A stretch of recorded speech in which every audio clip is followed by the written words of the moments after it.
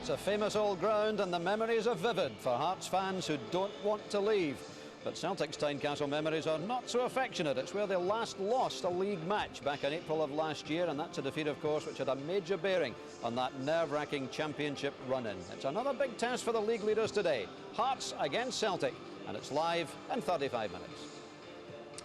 Hello, good afternoon and welcome to what may well be the only television or radio programme or indeed newspaper which doesn't claim to have a totally exclusive interview with David Murray this weekend. What we do have though is exclusive coverage of the Bank of Scotland Premier League with that big match at Tynecastle, our main feature this afternoon. Tom Boyd and Gordon Smith will provide the expert analysis here in the studio. As always, we're interested in what you have to say as well, so email us or text us with your opinions on any current footballing topic and we'll share them with the nation. Well, our commentary team are already in place at Tynecastle. Rob and Sandy, afternoon lads.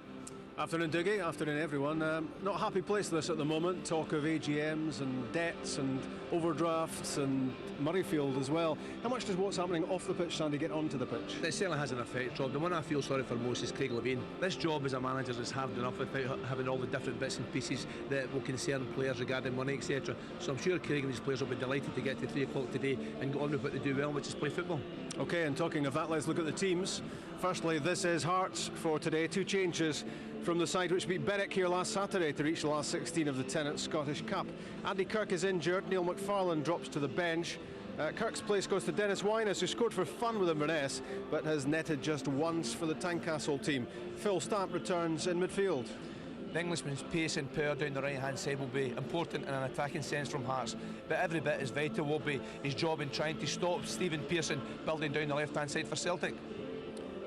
The clue to the Celtic team then was Sandy's mention of Stephen Pearson there. After a 10-minute appearance as a sub against Ross County last weekend, the former Motherwell midfielder is a starter for Celtic for the first time. That's one of 3 changes from the Cup team last Saturday. Stilian Petrov and Stan Varga, who were rested then, are back in for this one at the expense of Sean Maloney and Ross Wallace. At the back, the ever-reliable Jackie McNamara. You're right, Rob. The Scottish internationalist at 30 is probably playing as well as at any time in his career. His ability to play centre-back, full-back or midfield allows Martin O'Neill to easily change the formation of his team at any time. Will Celtic restore their 11-point lead at the top? We're about to find out at Tynecastle. Join us for the game. Thanks, fellas. 18 consecutive league victories. Tom, can you see that run coming to an end today for Celtic? I think Celtic are playing very strongly at the moment, and I don't think it will come to an end today. The standards that they've set under Martin O'Neill has been quite unbelievable, and they're continuing that this season. In fact, they're becoming even better, and I think Hearts would need to be at their best to take some for this game today. Having said that, this should be a tough one for Celtic, shouldn't it? I mean, only Rangers have won at Tynecastle this year. We know how good Hearts can be in front of their own fans. Yeah, you just have to look back to last season when Hearts lost the first goal and came back to win the game. It's a great strike for Austin McCann. You know, that's the kind of performance they need, the kind of spirit they need. I know they have a lot of problems at this time. You know, the background problems that are there, it's well publicised. So as Sandy says there, I think the players would love to go into that park and hopefully everyone there's forgot about. Yeah, I think that's one thing that Craig Levein will be stressing to his players, Gordon, isn't it? For well though Hearts have done, they haven't beaten the Old Firm very often and they need to start doing that. No, they had that marvellous result obviously last year when in April when they beat Celtic, but there've been very few of them, and already they've had a heavy defeat from Celtic this season, as we know, 5-0 at Celtic Park. But it's all about the competition today, all about competing in different areas of the field. Celtic are a strong side. Physically, we know they've got power. It's almost close to what you would consider Celtic's strongest team, too, apart from Thompson, and Pearson's getting his opportunity there. But there's a lot of power and pace about that team, and as I say, Celtic do tend to make it difficult for teams because of that. They tend to overpower teams with the strength, and Hearts will need to compete in all areas in order to try and give themselves a chance of getting a result from this game. We'll talk some more about Hearts against Celtic shortly, but let's begin our roundup of yesterday's matches in the Bank of Scotland Premier League at Ibrox, where Terry Butcher's impressive Motherwell side were the visitors. Captain Craig Moore was back after his cup tie suspension, but Rangers were without the injured Chris Burke and flu victim Fernando Rickson. Hamid Namuchi got his first start in a Rangers jersey in the right of that midfield four, with Nuno Capuccio alongside 14-goal Shota Avaladze up front. That Motherwell side is a very settled look, doesn't it? All the way from the informed 39-year-old keeper Gordon Marshall to 18-year-old David Clarkson, who scored 5 goals in his last 2 games. Motherwell, though, haven't scored at Ibrox for the last 4 years. The referee yesterday was Craig Thompson, our match commentator, John Barnes.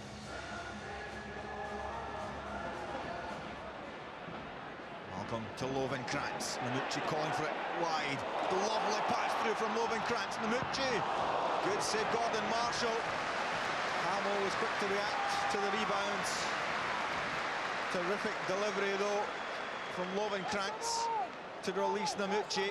And Gordon Marshall got down well. And Malcolm losing out to Scott Leach. Wins it back, though.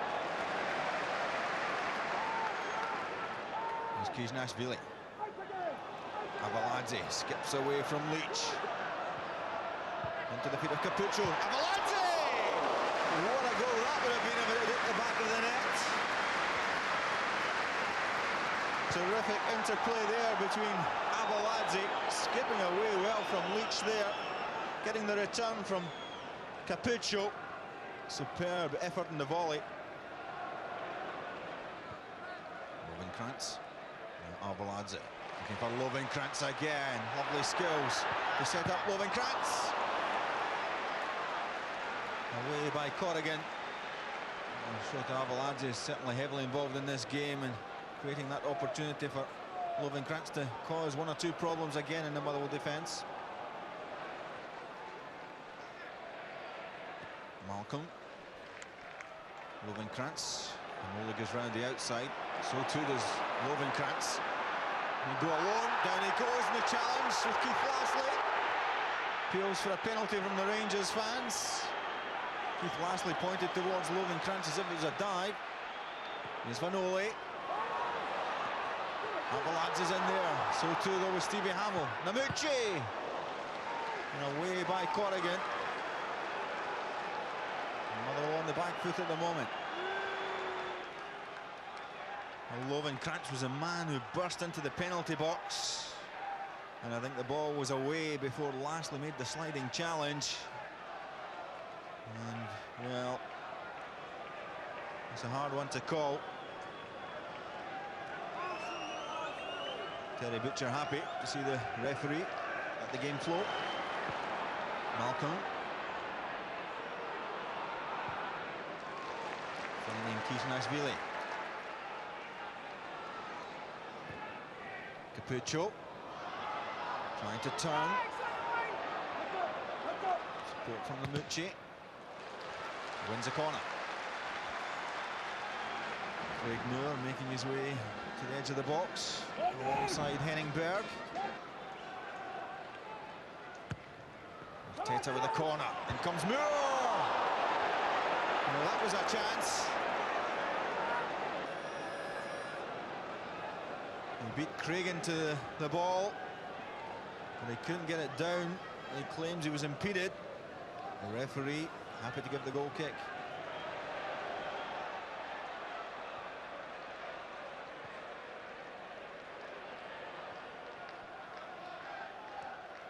There's Teta. Powerful play from Arteta. Now Avaladze. Good save, Gordon Marshall. Well, he may be 39 years of age, but he's showing his quality there in the goal for Motherwell to deny Shota Avaladze. For the football purist, he certainly hasn't been one of the best as far as that's concerned. Now here's Clarkson. Berg should get there first. He's shot with a pass back, and Kloss had to be alert and very quick off his line there. He was clipped by Alec Burns as a referee, and the free kick has been given to Rangers. But Alex McLeish is furious. He's out at the edge of the technical area screaming at his players just to make the clearances. Burns was waiting to pounce there for any further slip-ups. Quinn with the delivery, looking for McDonald. Moore get the touch, and he also got the touch in the assistant referee.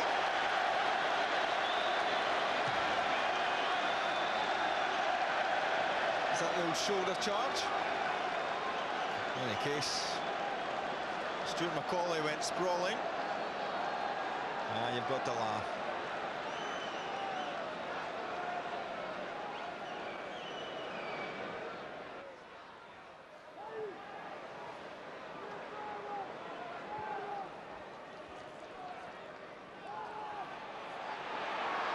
Capuccio. Avaladze. Capuccio. Avaladze again. Shota Avaladze makes a breakthrough. 9 minutes from the end. It was a long time coming. But the Rangers' top scorer gets a goal that pleases his manager.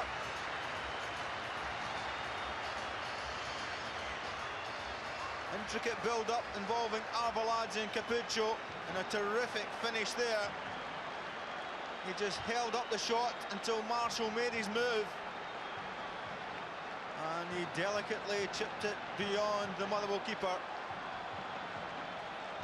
Arveladze's 13th goal of the season. It's unlucky for some. It could be Motherwell. Chance from McDonald with the head flick. Moore takes it away. He concedes the corner.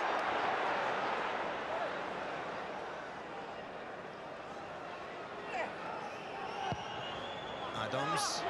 There's Craig in. Was that the last chance for Motherwell? Did well to win the header, but he couldn't get it down. And that may be last chance for Motherwell. We huffed and puffed, but the most important thing was the 3 points. And although we're not leading the championship at the moment, we dug a lot of results like that out last year, so it was important for the morale that we won. Arveladze has been a key player for you this season. He's the one guy who's maybe shone through some of the darkness. He's been exceptional. There have been some good things as well this season. Don't forget, check, qualification for the Champions League and progress in the other competitions. So it's not all doom and gloom, but Arveladze, his form's been fantastic, and just when we needed a wee bit of inspiration most, he turned up with a good exchange with Capuccio and a great goal. I asked him a very difficult question: could they come here and have the bottle to go and play and defend and work hard? And they certainly did that. And frustrated Rangers are just disappointed, and we're all disappointed that we didn't threaten more on Stefan Kloss's goal. But it's a sickening when you do so much, but and lose it in the final 10 minutes. And we had good possession of the ball as well.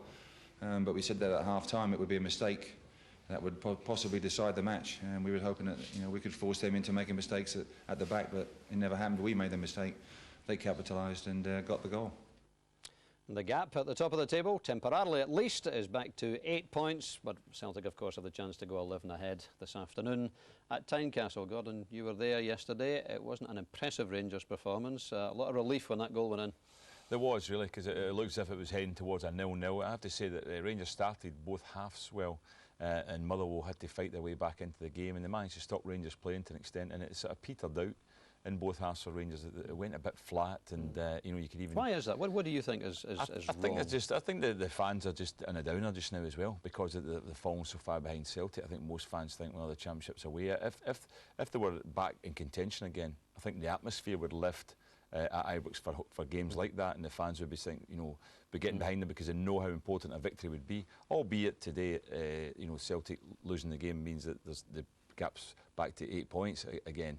But I just think that it just petered out a little bit, and I think that the frustration was coming through and getting maybe to the players a little bit too. Yeah, they may well get a lift next week, of course, because we hear that Ronald de Boer is very close to making a long-awaited comeback. Your old club, Motherwell. I know you had one of your great moments of your career there, Tom, and I know you always watch out for the result, if you like, and they're doing are playing well at the moment, aren't they? Yeah, they're playing exceptionally well. They've certainly improved on last season. Maybe that year helped them, blooding all the youngsters last season, and obviously not being relegated. So I think that's had an effect this year. Terry Butcher's brought in a few experienced players as well, like Burns, Gordon, Marshall, and I think they're having a huge influence in their team. And I think that's shown in the results up to now. It has indeed. They could well have got at least a point yesterday. But our big match this afternoon, of course, is at Tynecastle. Kick-off 3 o'clock. It's Hearts against Celtic. We all know what happened the last time these two met at Tynecastle on league business. But now let's turn our attention to three more of yesterday's matches. We begin our roundup at Tannadice. 5 goals for the fans to enjoy between Dundee United and Aberdeen.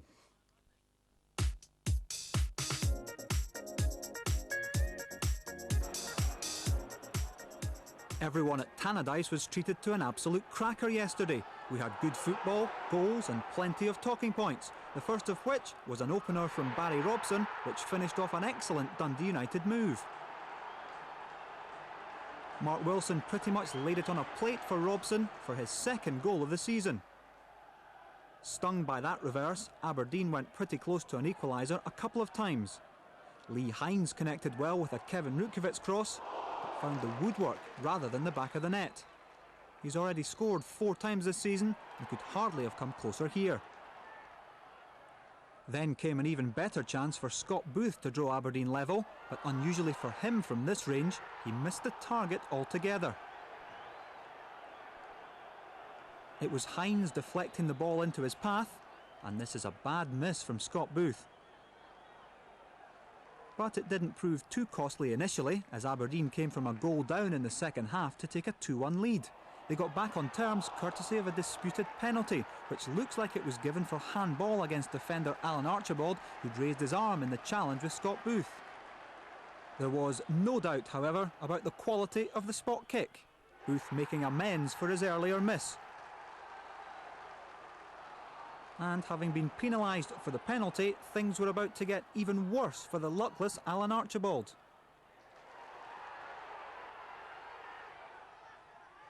He deflected in Chris Clark's cross for an own goal, and Clark was so happy he shared his joy with the travelling fans and got booked. The home fans were just stunned to be a goal down. That all changed though 5 minutes from time when Charlie Miller heeded the call and headed the equaliser. He's far from prolific in the air, but timed his 3rd goal of the season to perfection. His manager's enthusiasm took him onto the pitch, Ian McCall kicking every ball with his team. So, at 2 goals each and the game deep into stoppage time, would there be one final twist in this absorbing tale? Charlie Miller decided to find out, and by taking on and beating Steve Tosh in the area, won his team a penalty with literally seconds remaining. Billy Dodds was the man who could write himself into the script as hero or villain. He went for hero and sent all the home fans away happy, as well as his manager. It could have been very, very comfortable for us. You know, we had one number of chances to go and be well ahead, and then my decision changed the game. We were unhappy with the first half. We thought Dundee United were a better team and certainly deserved a 1-0 interval lead. But we've managed to turn it around, and to do that and then to throw it away the way we did is, like I say, it's pretty hard to defend, as a manager. The last thing Bobby Williamson needed to happen at the City Stadium was to lose another one of his players through injury. But that's what happened just 20 minutes into Kevin Thompson. The 19-year-old who'd been showing some classy touches before then came off second best in a challenge with Lee Makel. And after Grant Berbner leaving the pitch by the same mode of transport last week, this was a sorry sight. Now, Lee Makel was the North of England Kung Fu champion at the age of 14, and he used all his poise, grace and balance to chop home his 7th goal of the season after 25 minutes. He clearly hasn't forgotten the moves, even though it was 17 years ago, and he hasn't forgotten how to hit the back of the net either. Just before the interval, Derek Reardon almost got Hibs right back into the match, but despite the vocal protestations of the visiting supporters, referee John Underhill said the ball didn't cross the line. And as you can see, he was absolutely right. Just the other side of half-time, Hibs continued to search for the equaliser, but on a few occasions had Roddy McKenzie to curse for keeping them out. First from Colin Murdoch, then from Scott Brown. Then, in the dying seconds, David McNamee went on a lung-bursting run in an attempt to put his final stamp on the game. Unfortunately for him, that stamp turned out a little damp.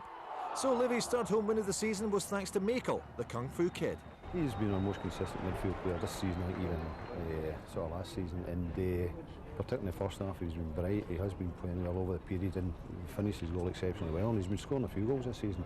Picked up an injury early part of the game. I've had to reshuffle it again, and the pack's been shuffled that many times this week. It's been difficult to select a team, but we put on we gave effort, and that's all we can ask for the players. Unfortunately, the breaks didn't go our way. This was a game which had just about everything. Take your eyes off it and you missed something. Thankfully for Kilmarnock, Greg Shields kept his eyes firmly on Barry Nicholson's goal-bound shot. But after that good bit of defending in the Kelly area came a mistake at the other end from Andrius Skerla. A handball from the Lithuanian under pressure from Colin Nish gave the home side a penalty.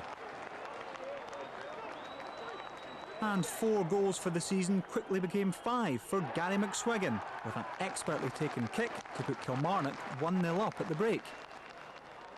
In the second half, we were treated to a marvellous exhibition of goalkeeping. Francois Dubordeau did well, first of all, from Scott Thompson's free kick,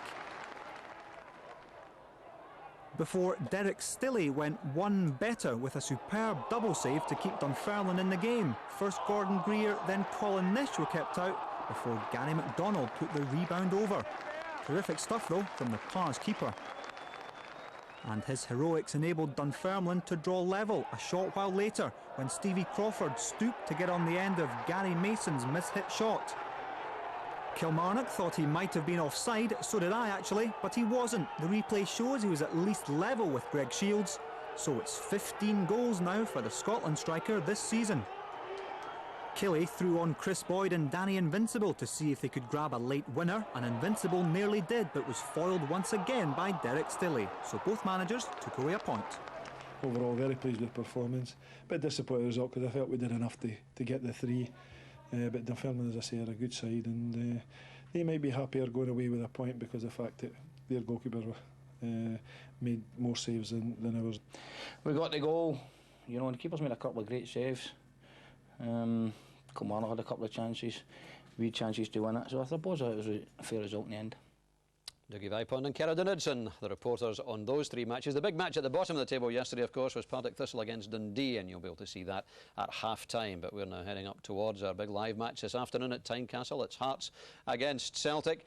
The Hearts fans very concerned about what the future holds for their club. As you can see, Chief Executive Chris Robinson isn't winning any popularity contests at the moment. Craig Levein, meanwhile, simply has to get on with winning football matches, and he's talking to Chick Young. Craig, I wonder how much all the events out with the football was hanging over the dressing room here at Tynecastle for you. No, I don't think it is at all, to be honest. But obviously when the game starts we'll have a better idea. I think the lads are in good spirits. We've had a good week's training, and I'm trying my utmost to keep all of the off-field activities away from the players. Even what the supporters are saying, does that not get to you? Well, I can understand the supporters' frustration about the whole thing. It's a momentous decision that the club's going to have to take, but I try not to get involved if I can. You know, I think I've got a job to do, and that's to try and put a winning team on the park, and anything that takes my focus away from that is obviously a distraction. So, you know, I want to try and concentrate on the football. It's got to be even more difficult when you have the wage restrictions that you've been told this year, you know, you've tried to put aside together for next year. Do you want to batter your head off a brick wall? No, not really. Well, it's going to be difficult, but I mean, the last 3 years have been difficult as well. I've already lost players I didn't want to lose through financial decisions, and it might be again a similar case in the summer. My job is to try and keep things moving forward and be as positive as possible. Would you reassess your future, Craig? Are you still committed to Hearts under this environment? Of course I'm more committed than ever. I realise that the club's in trouble just now and it needs all the help it can get. And I think that if I can manage to keep the team and the playing side of things moving in a forward direction, then that can only help. Thanks, Craig. Okay, cheers. Remember when football fans didn't have to read the business pages to know what was going on with their team, eh? Happy days. Let's talk about a couple of the key players for this afternoon's big match, and we've picked out Big Elvis and the Magnificent Seven. Tom, as a defender yourself, how highly do you rate Stephen Presley? Yeah, he's been exceptional this season. He's improved immensely. He's obviously now featuring in the Scotland setup, and he's waited his time for that. I think his performance has been exceptional.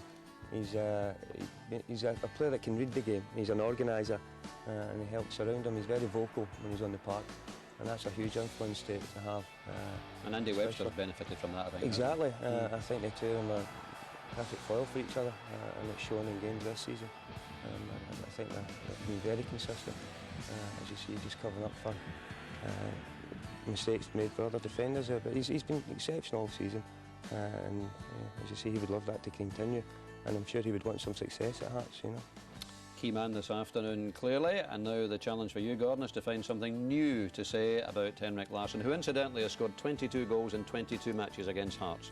Well, I was going to be controversial and say that people haven't really noticed how well Henrik's done for Celtic since he's signed for them. He's been having a hard time, but I would stick up for him really, because I think he's quite a good player. But he's, I mean, everybody knows this is his last season at Celtic Park, and as I say, he's a key player probably every single game he plays, because he's the one player that I'm sure that every team talks about. And Stephen Presley, who we've just spoken about, would be talking about that. But it's not just about his goals. He does lay on a lot of chances for other people too. He's very unselfish for such a prolific striker, isn't he? All-round work rate's fantastic. Tom played with him, so he'll know him well, but his work rate is outstanding. And as I say, he's a real team player, and it's not just about his goals, and we all know that. And as I say, in Hearts, I'm sure will be concentrating hard on saying, you know, Henrik Larsson as a player. And he's not the tallest. There's a lot of big guys in that Celtic team. We're always talking about the height and strength they've got. He heads his fair share of goals from set pieces too. Yeah, and he enjoys playing against Hearts, obviously, as that goal-scoring record will prove. And so there are two of the contenders for Man of the Match this afternoon. These are the prizes. If your choice agrees with Sandy Clark's, the Man of the Match's jersey, an SPL Family Match Day Out, courtesy of the Bank of Scotland, and Pro Evolution Soccer 3 for PlayStation 2. 09011 110 861 is a number to dial if you would like to cast your vote for this afternoon's Man of the Match. Two matches in the Premiership this afternoon. One kicks off at 4:05. That's Chelsea-Birmingham, but Arsenal already 1-0 up at Villa Park. Thierry Henry after 29 minutes. So Arsenal 1-0 up at Villa. It's half-time there.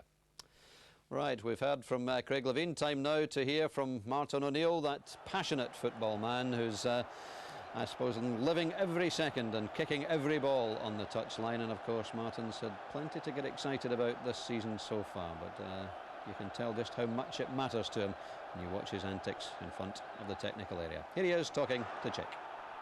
Martin, you'll be hoping you stay very much steadily on course for the title, as we're all assuming you are at the moment. Big game for us today, and just every bit as big as the Rangers game. Hearts beat us last year here, and so we're up for the game. Whether we're good enough on the day is another case. And you've answered the question that people asked about Stephen Pearson getting a place in the starting lineup. He's in the side, yeah, and Alan Thompson's still unavailable through injury, so he steps into the side. A big test for him as well too, but I'm sure he's up to it. You don't have a problem, do you, motivating your players because you're so far ahead in the title? I mean, is complacency a danger at all? Well, I don't think so, personally, but there's certainly no motivation when we come here. Last year's defeat is enough to motivate anyone. It's obviously a great atmosphere here, and I've just heard the news that I think that they're moving to Murrayfield next season, but always an evocative atmosphere, yeah, and today I don't think it'll be any different. So whatever sort of problems Hearts have internally, I think they'll throw those to the side today. Yeah, I was talking to Craig Levein about how things would affect the dressing room. I mean, I know you've made a point over the season of removing I believe you did phone Gerard Houllier this week to remove all this Liverpool story from the issue. I had called because I had obviously responded to an article that Gerard said that I didn't seem to be making any fantastic effort to quash the rumours, other than taking legal advice on it, and other than I would say dismissing the rumours now going on for quite some months, that no contact had ever been made. That was the main concern about it all. Martin O'Neill, and as always, some of your texts and emails causing a few head-shaking moments here in the studio, but please do keep them coming. Last thoughts then as we head up to kick-off time. Celtic for you, Tom? Yeah, I think so. Martin O'Neill doesn't like to deviate for his 3-5-2. I don't know if it'll be the same today. He's, they're very strong, well accustomed to the way that Martin O'Neill wants to play, and I think that they should be too strong for Hearts today. Yeah, Gordon? I think I would look to see a Celtic victory today. I can't imagine that Hearts can do it, but they have to compete really well. As I said before, very important in the midfield. They've got to get Severn, Stamp, Hartley all in possession of the ball. Try and get feed up to De Vries, who would be the big threat to Celtic. But I think set pieces will be once again vital. All right, so we fancy Celtic's run to continue, but everyone, of course, will remember what happened when they last met in Edinburgh 9 months ago, especially Austin McCann. I'm caught up in the middle, jumping through the riddle. I'm falling just a little tonight. I'm caught up in the middle, jumping through the riddle. I'm falling just a little tonight. 'Cause everybody's making trouble. Someone's pressed their bubble, but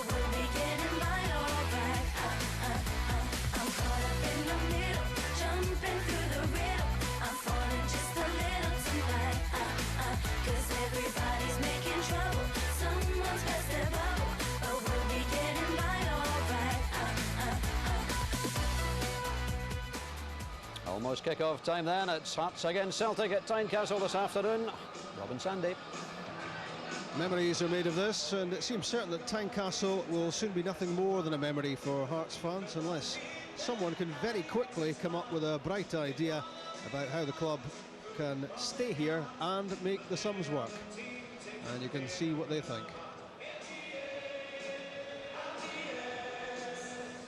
Let's refresh our memories then on the teams. Two changes for Hearts from the team that beat Berwick in the Cup last weekend. Dennis Wyness for Andy Kirk up front, and Phil Stamp returns in midfield in place of Neil McFarlane. The Hearts back four today, when you look at it, they must be strong, they've got to be disciplined, and I'm sure they'll be well marshalled by Stephen Presley. When you look at the midfield area, Scott Seven, he'll play the holding position. He's got to match runs forward from Chris Sutton and Stilian Petrov, and every bit as important is going to be up front. Mark De Vries and Dennis Wyness must try to keep possession of the ball, not only to try and score, but obviously to keep the pressure off the defence as well. Martin O'Neill makes three changes from the team which beat Ross County at Celtic Park last Saturday in the Cup. Out Sean Maloney, Ross Wallace, and Paul Lambert is back on the bench. In come Stilian Petrov, Stan Varga, and for the first time in the starting Celtic lineup, it's Stephen Pearson. It's a very strong Celtic team when you look at it, but I'm sure today, as you said, Rob, all eyes will be on young Stephen Pearson. He'll find out very quickly the different type of pressure you have playing for half of the Old Firm. But as Gordon was just saying in the preview there, set pieces are so important to Celtic. They score so many goals from them, and I'm sure he'll be trying to take advantage of that again today.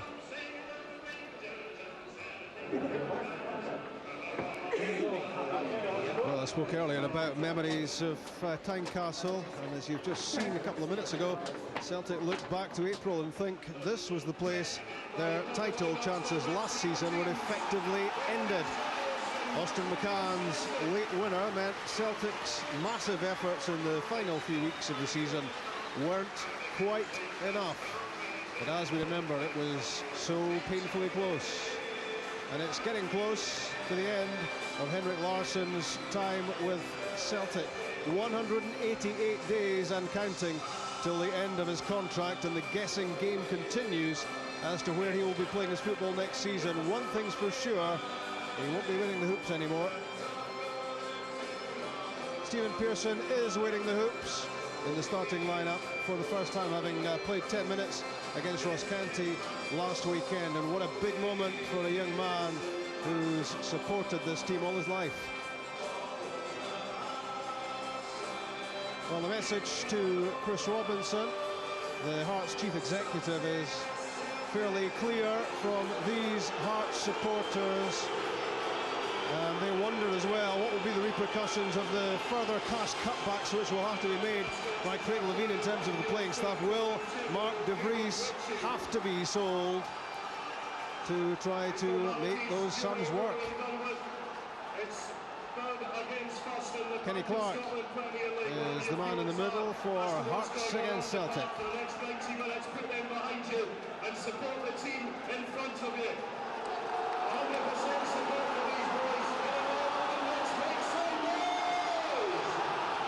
It's always a very special atmosphere inside Tynecastle. That and the build-up to this one conceded not just by Hearts players but Celtic players as well. It is a great home of football, this, and it's a crying shame that Hearts will have to quit the scene to get rid of the debts which hang over the club like a big black cloud. And he's cut £3 million off the wage bill in 3 years, Craig Levein. What more can he do?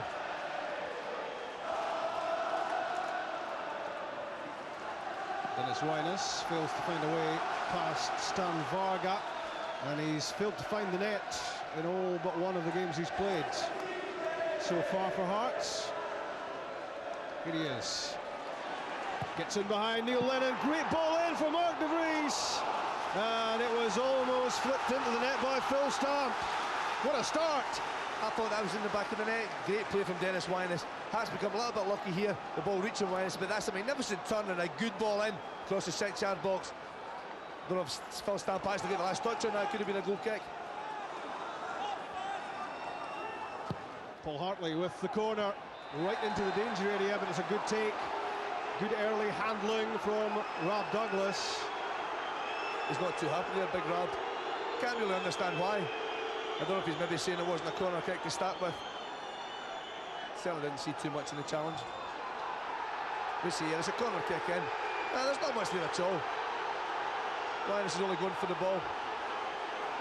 Well, off the ball, there's Big Bonner here.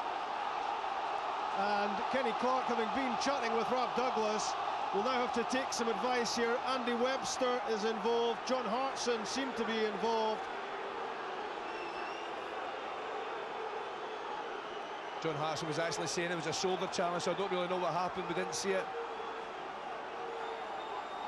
Well, this is where Kenny Clark finds out he needs at least 2 sets of eyes and maybe a third pair as well.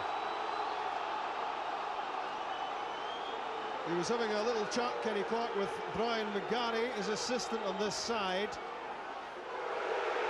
Yellow card for John Hartson with just a couple of minutes played. Well, Kenny Clark would need a few sets of eyes. We'd probably need about 100 cameras as well to try to capture everything that happens inside the ground. That was off the ball. Kenny Clark didn't see it. But the assistant did. Yellow for Hartson. Nice quiet start.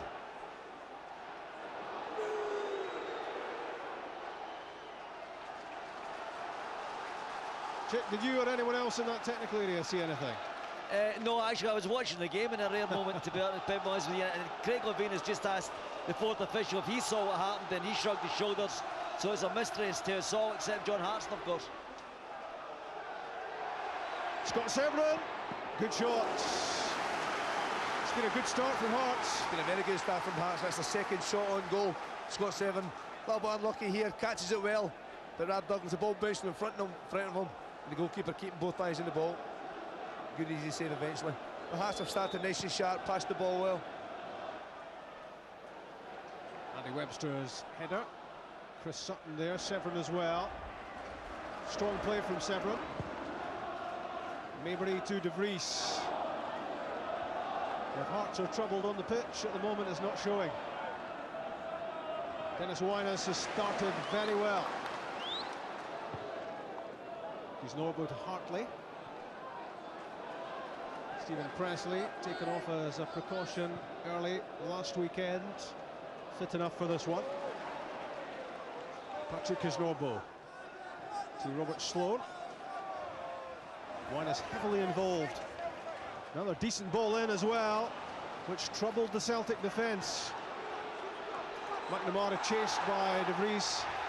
It's a Celtic free kick, and Celtic haven't been allowed to settle in the early stages. Mark De Vries has played his part, so has Phil Stamp. It was almost 1-0 for the home team. He's so unlucky there, Phil Stamp. Rob Douglas eventually gets the last touch to the ball just to stop it entering the net. The Hearts have passed the ball really well. Dennis Winus heavily involved. Rob Douglas scratching his head. Check, was something thrown from the crowd there? Yeah, something was thrown from the crowd. Rob Douglas picked it up from the surface. I don't know if it was actually struck, but certainly aimed in his direction. And Rob Douglas, I think, was indeed hit by something thrown from the crowd there, Rob. So a stormy start to the action down here. I've asked the fourth official if he knew what the booking for Harrison was. We can't find it out. We can't establish that at the moment, but I will obviously find out at half-time. Never a dull moment when Hearts play Celtic. Good challenge from Henrik Larsson to win possession for Celtic. Stilian Petrov. As Celtic tried to get a grip of the game, well, Robert Sloan got a grip of Didier Gat there with a late challenge and a free kick. And, well, Rob Douglas still rubbing the back of his head. And here he is preparing to take the free kick over at the touchline. He was certainly taking a fair bit of verbal from the supporters over there.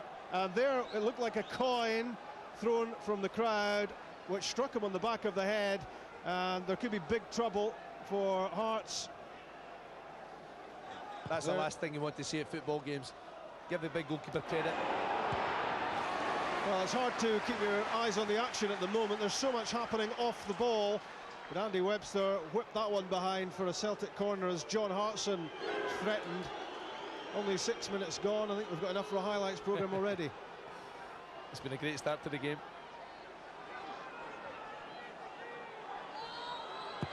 Stephen Pearson with the corner. Headed away by De Vries, back in from Balde. McNamara lifts it into the edge of the area. Phil Stamp on the header. And there was an infringement. And Hearts have a free kick. And Phil Stamp, who almost scored a few moments ago with I think a triple somersault and pike, you might call it, as he tried to gymnastically flick the ball in. Rob Douglas got himself in the way of it and denied Hearts an early lead.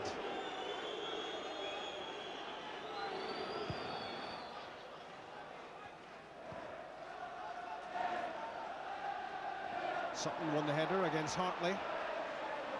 Lennon lifts it towards Larsson. That's well played by Stilian Petrov. Then, having done the difficult bit, gave it away. Good pass from Kuznorbo. Lovely shimmy from Dennis Wynas. He's stopped by Bobo Balde, who's caught by the trailing boot of Wynas. And Balde hobbling back to his feet. De Vries to Kuznorbo. Wanted to hammer that into the danger area. Couldn't direct it properly. But Dennis Wynas highly influential in these opening moments. And certainly influential as far as Bobo's concerned, because he was hurt by this. It's just a follow through there from Dennis Wynas. Good tackle from Bobo Balde, but Dennis Wynas showing marvellous skill in the middle of the park. He's playing just off the front, coming a little bit deeper than De Vries, and he's picking up lots of loose ball in that area. Offside, Henrik Larsson.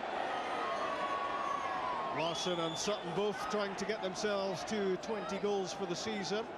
But the offside flag went up against Henrik that time. Again, just a little warning to Hearts there. The danger of the Celtic front two. Larsson certainly a yard offside. He'll get opportunities as the game develops. Lennon, Larsson, Hartson and Pearson. Good challenge, Phil Stamp timed it well. And as Sandy said pre-match, that's part of his job, to stop those pacey runs of Pearson down the left-hand side. Hartson plays it in.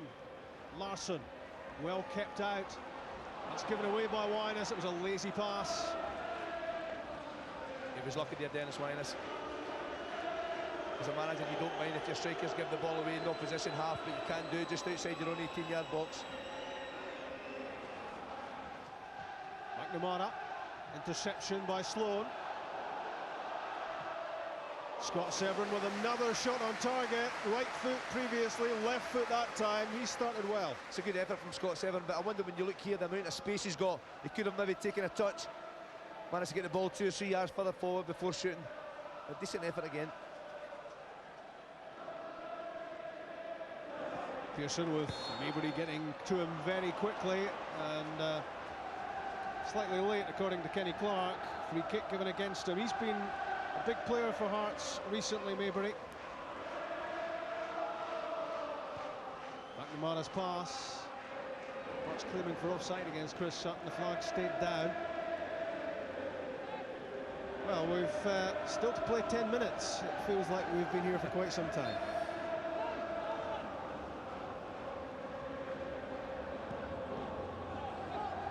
Great hold-up work from Sutton. Threads the pass through to Pearson. Squared for a gap. And now Petrov.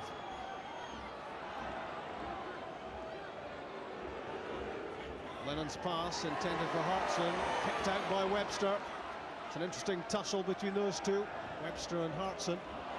Now Severin, big hurry by Sutton, but gets his pass away effectively to Maybury. Varga, Lennon, and Stan Varga again. It's a poor pass. Disappointing use of the ball from Celtic's point of view. Hands possession back to Hearts. Free kick given against Mark De Vries for a little nudge on Varga when the ball was in the air. Martin O'Neill at great pains pre-kick-off to explain his phone call to Gerard Houllier to try to stop the rumour machine that was linking him incessantly with a move to Anfield.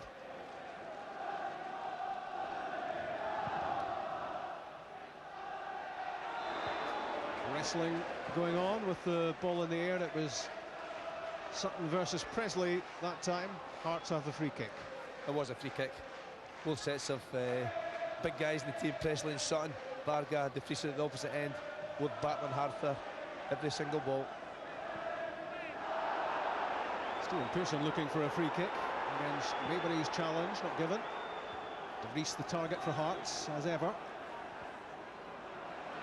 Given away by Paul Hartley, and there looked to be time to get the ball down and keep possession. Hearts having started so well, we want to keep up that momentum. They've got to keep it going. They've passed the ball well, the pace of the game from Hearts' point of view has been very good. They've stopped Celtic passing the ball. As you said, we've only played a short period so far, a long way to go. Through goes Chris Sutton. Andy Webster made an important challenge, but Kenny Clark calls it back for a free kick. Presley on Hartson. No advantage, says the referee, for Celtic, so back it comes. I think that's the previous one. That was just after the free kick was awarded. Webster and Sutton. So Celtic with a set-piece chance to create something here, but no Alan Thompson in the team, of course. He's still injured. That cuts down the options. Stan Varga might fancy himself for a crack at goal. It is Varga, and it's straight at Craig Gordon. Decent free kick, but eventually right down the throat of the goalkeeper. Just a little touch and hit from Varga. Catches the ball well, but the goalkeeper getting his wall right. 20-year-old Robert Sloan back to his captain, Stephen Presley. Alan Maybury launches it towards De Vries. The Hearts fans didn't like Stan Varga's challenge. Kenny Clark didn't like Mark De Vries' challenge. That was more significant. And the free kick goes Celtic's way. I think Kenny Clark got both those decisions right. The first one was just a challenge. Mark De Vries certainly pulling back Chris Sutton. 10 goals for Mark De Vries so far this season. John Hartson's flick. Back from Larsson to Petrov. Lennon to Agat. Across comes Andy Webster. He's Norbo. Sloan. Back with Agat. Severin and Wyness all over him. And back from Varga to Douglas. Hearts are working hard at closing down. That's what they've got to do. If they sit back and let Celtic play, well, you all know the outcome then. McNamara, it's beyond Hartson, and Presley lets it go. Maybury, nutmeg on Pearson. Sliding in was Neil Lennon. Well, it's been a good start to the match. First 15 minutes. Very competitive and lots to talk about. I think when you look at the early part of the game, Rob, that coin thrown incident, Rab Douglas deserves an enormous amount of credit for not falling to the ground, making a meal of it. And also not picking up and putting it in his pocket.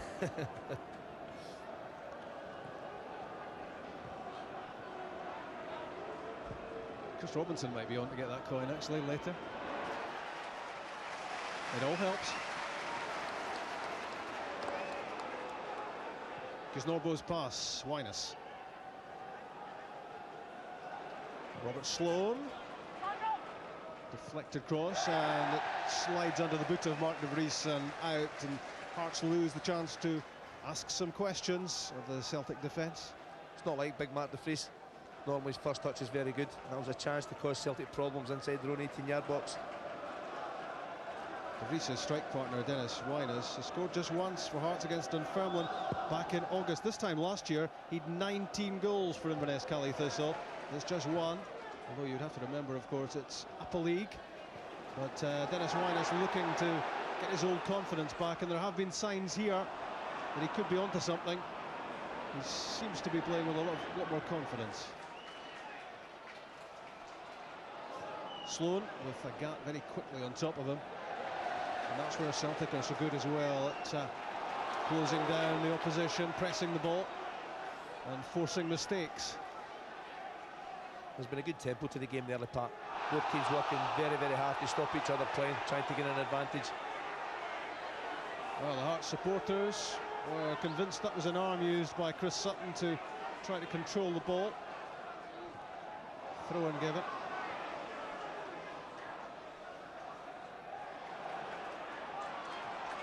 De Vries does so well to keep the ball. Quickly on from Stamp to Wyness. Here's De Vries against Balde, great defending. And again, and he was caught as well. A late one by Robert Sloan. And the youngster will be cautioned by Kenny Clark. And he can't really have any complaints about this. It was an excellent piece of defending from Bobo Balde. If you remember, Rob, that's Sloan's second bad challenge of the game. And one indeed he got earlier, but this one's poor. Great defending from Bobo Balde, good feet. Gets to the ball first and Sloan. He's late more than anything else. It's not a nasty one. I'm sure the big centre back will make a full recovery. Again, it's only full commitment from the Hearts player. Robert Sloan looking to give Bobo Balde something to remember him by as he heads off to the African Nations Cup with Guinea. Celtic will miss him in the next few games.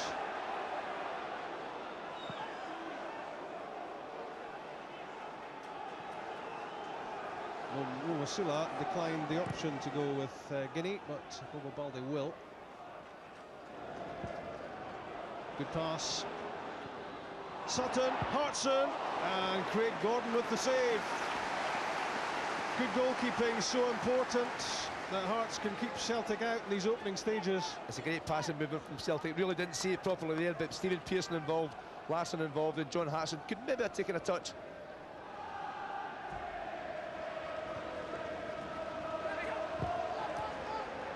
That's out of Maybury.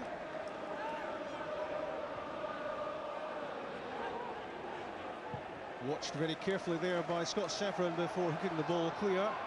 Mark De Vries at the moment ploughing a lone furrow up front, but it's strong play from the Hearts striker. And the decision goes against him. It's the assistant referee. He's awarded a free kick in Celtic's favour. I'm sure it's for a handball for Mark De Vries. It certainly wasn't for the later challenge. Just before it happened there, the assistant had his flag up right away. You can see Craig Levein complaining. I'm sure it was for a handball.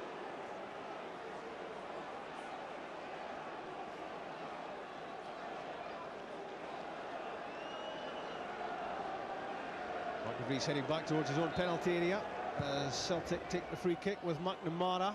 Sutton was almost there, Balde almost in as well. Hearts watched it very cautiously through to Craig Gordon. That's actually defended that free kick very well, especially Patrick Kisnorbo.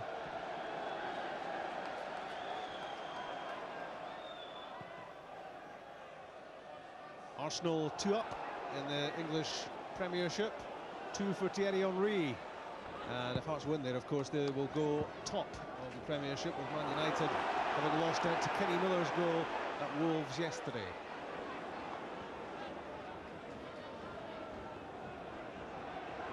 Chris Sutton tries shaking him off the ball. And Paul Hartley getting a little bit rattled. And he'll want to keep calm. He's lucky there, Paul Hartley. Really, the free kick was awarded. He was still trying to win the ball, having a kick at Chris Sutton's ankles. Did you teach him that at Hamilton?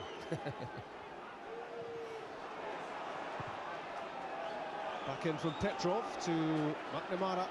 Such an important part of the Celtic team these days, Jackie McNamara. That's an offside flag. But he's the model of consistency, McNamara. There's been so much raving about Chris Sutton this season, and why not? But how strong have been the performances of this man? Well, he's playing very well, Rob, and just looking at the Celtic lineup, they've actually changed their back four with McNamara playing left back. He's so versatile, it's very easy for the team to do that. Varga prods it away from Wyness. Hearts still have it with Hartley and De Vries and Wyness. Good challenge by Didier Agat. Important defensive work there. Hearts bid to keep the pressure on. They have it with Sloan. Robert Sloan's cross, almost through for De Vries. Such an important header that by Varga. And now Pearson reading down the left side. Offside is Henrik Larsson. He did well, Varga. He's been quietly impressive for Celtic since signing. He's so big, Rob, Varga. This is a good ball in from Sloan. Seven makes a good run to take the defender away. And watch Varga here. First to the ball again. It's a good, clear header away from goal.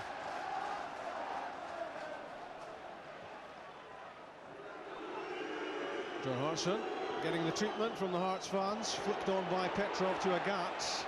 Good challenge, Robert Sloan. He did that very well. But what a big job Didier Agat has this afternoon. He's up and down that touchline because he is right back in a back four for Celtic. But he's taking the opportunities as well to get forward and to be menacing down the right-hand side in attack. In from Hartson, easy take for Gordon. John Hartson looking to make it 10 goals for the season. Number 9 was against Ross County in the Cup, and how Celtic needed that one last weekend. Mark de Vries, terrific play. It really is a joy to watch. Keeps the ball so well. He's always a threat in and around the penalty box. Scott Severin has played a big part here for Hearts, who've been very competitive, very impressive in the first 22 minutes. Alan Maybury against Stephen Pearson. And, well, you would always expect that tussle between those two to be highly charged, and it is. It's a Hearts free kick against Pearson. Good determination from Maybury. See him fighting for the ball here, not wanting to give it up. I think that was 6-2-3's made you maybe just a little bit forced to get the free kick. Hearts will supplement the regular strike force with Andy Webster. Stephen Presley stays back this time. In from Sloan. De Vries and Kisnorbo were waiting. Paul Hartley with the shot. And he'll be disappointed with that because that was a half chance. Didn't catch it at all. It's more than that for Paul Hartley. He would normally connect very well with this ball. You'd expect him to get it on target, if not actually put it in the back of the net, but he catches it all wrong. Boy, the language tells you just really wasn't set for it. Just the one goal this season for Hearts, for Hartley. That was against Motherwell, at Motherwell in September. Chris Sutton for Celtic. Trying to work it through for Pearson. A trip by Petrov on Sloan. I don't think there was too much malicious about it, but it is a Hearts free kick. It's interesting when you look at that period of play there, Rob. It was Phil Starr, the right-hand side midfield player, back in helping Maybury, and Sloan back in to help Kisnorbo. The Hearts midfield players are working so hard to protect their back players. Chick Martin O'Neill said it pre-match. Celtic are getting a good fight here from Hearts. Yeah, he certainly did, and his prediction are working absolutely perfectly. He's been out just telling his team, getting Stephen Pearson, be getting a little fleenies here, asking him to get involved more. He's down this left side, of course, right in front of the dugout, so it's handy for him. Just wants to get involved more in the game. Stilian Petrov turning away from Robert Sloan. Squared for Larsson, but the final ball was poor from Henrik Larsson there. Not at all what he intended. Stilian Petrov was looking for a little 1-2. Made a very good run towards the penalty spot. Here's Wynas, instant control, but he can't keep it against Varga. Brushed aside by the Slovakian. Petrov, Larsson, and well, 2 mistakes in a minute from Henrik Larsson. Somebody get a frame for that. Unusual to say the least. He's got to go. Phil Stamp miscued the pass, straight at McNamara. Now the adaptable Agat. With Wynas giving him no peace, and Dennis Wynas has it. Although the pace of Agat means he can recover in that sort of situation, even though he slipped, lost his footing. I think Kenny Clark got it right. I don't think this is a free kick. Agat gives the ball away, good determination for Wynas, but really both players just fighting for the ball there. It's Agat's pace and strength that gets them first to the ball. Good game, isn't it? Interestingly poised. It's very competitive. Both teams are trying to win the match, both going for it. And lots of players out there playing well. Every single player determined, giving it everything they've got. And as he said pre-match, a lot of thinking for Celtic to do about this as to how they're going to break down Hearts and how they contain Hearts as well, because there's been a fair bit of attacking threat from the home team. The home team, of course, here, which lost at Celtic Park by 5-0 back in October. It was after Hearts' European efforts against Yezhnikar. Good one from Phil Stamp, still going. Dennis Wynas tries to help him out. Agat hacks it clear. Webster to Hartley. Now looking for options. One is Maybury. This pass doesn't find De Vries. Hartson flicks it, and a late flag. I'd say against Henrik Larsson. Rob, my first opinion of that is I think Larsson's onside. I think as the Hearts defenders are coming out, Larsson's onside. Sometimes the SFA don't like us when we say late flags. They say it's wait and see, but look at that. He's a good yard onside. Yeah. That's not wait and see, that's a bad decision.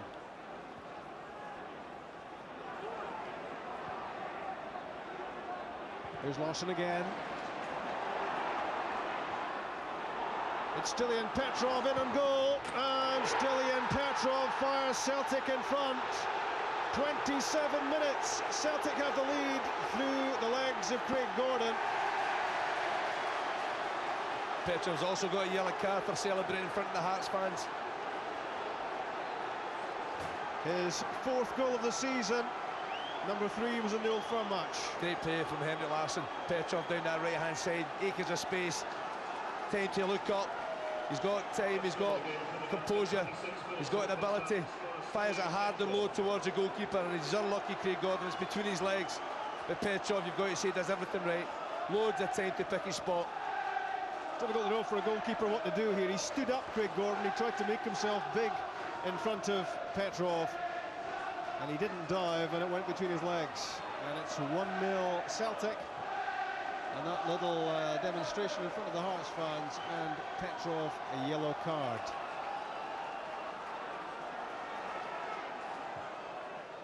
Patrick Isnorbo to Robert Sloan, kept out by Agat. The goal scorer Petrov. It was intended for Pearson. Stamp kept it. It's ironic the way things work out. Henrik Larsson just before the goal was certainly well onside, given offside when it would have been through the goalkeeper. But then a minute later creates a great opportunity for Petrov. It was a good layoff a moment ago there from Dennis Wyness to Patrick Kisnorbo. But Phil Stamp has a problem with his boots, Chick. He's been over at the touchline. I think his problem is actually with his boots. He's asked for a change of boots. I don't know if he's ripped one in a tackle, but he certainly asked for new boots. And that boot seemed to be working okay for Phil Stamp, but seemed to take a little deflection on its way, but apparently not. Again, it's half a chance just outside the Celtic box. Has to be 3 or 4 of that type of opportunity. But really can't work. Grab Douglas hard enough. I think he's just still check there, his boots are okay. Yeah.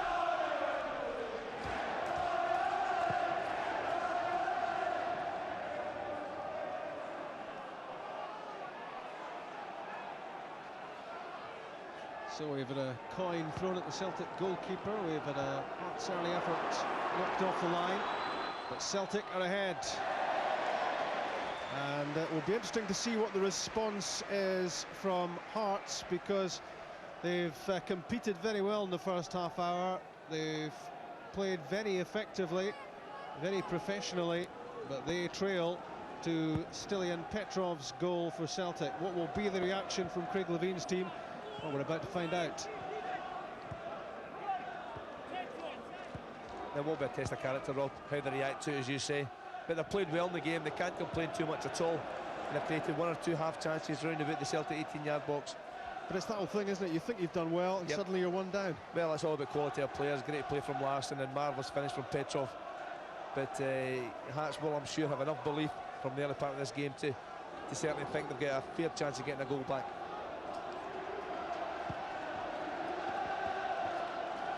Jackie McNamara's cross hanging in the air for John Hartson. There was some jostling going on. Patrick Kisnorbo gets the benefit of the doubt against the Welsh international striker.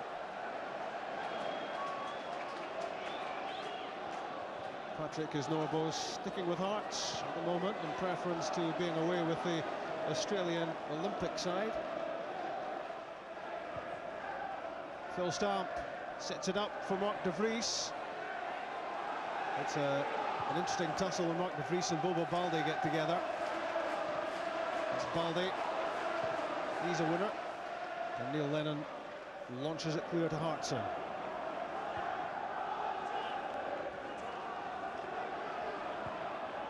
Hartson's pass. Larsson onside. This time Craig Gordon saves it.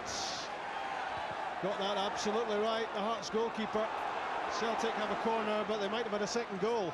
It's a good move from Celtic. Great run from Larsson, staying onside again. Great ball from John Hartson. But Craig Gordon give the young keeper lots of credit for staying on his feet, not committing himself. Didn't make up Lass's mind for him and made a good save.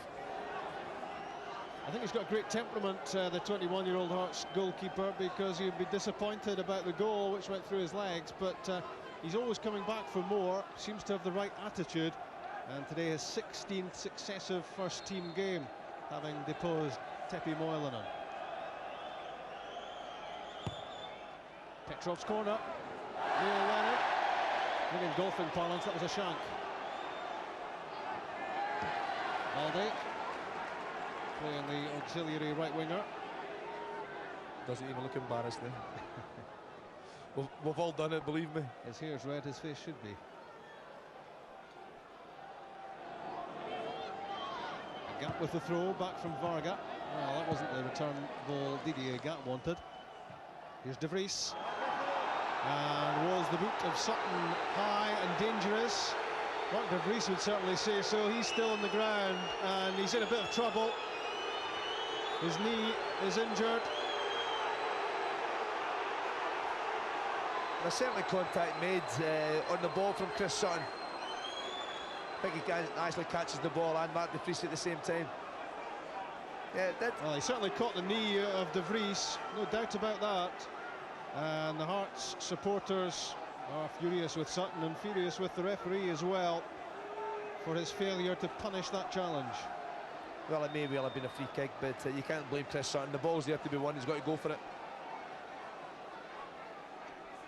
Well, we've been talking plenty about Phil Stamp's boots. He's now taking the opportunity to get them changed under the watchful eye of Mr. Chick Young. Well, you've just missed the fashion item. He's gone into that number, actually. It was his right boot that was torn. You can see the repair work getting done on it there. He brought a pair of white, almost silver boots, actually. And you know what kind of player wears silver boots. You don't want to be seen wearing them, so... Jake, is that part of the cutbacks that he can't actually get a new boot? He's got to patch up the old one. Yeah, I think he's treated him to a new lace, though.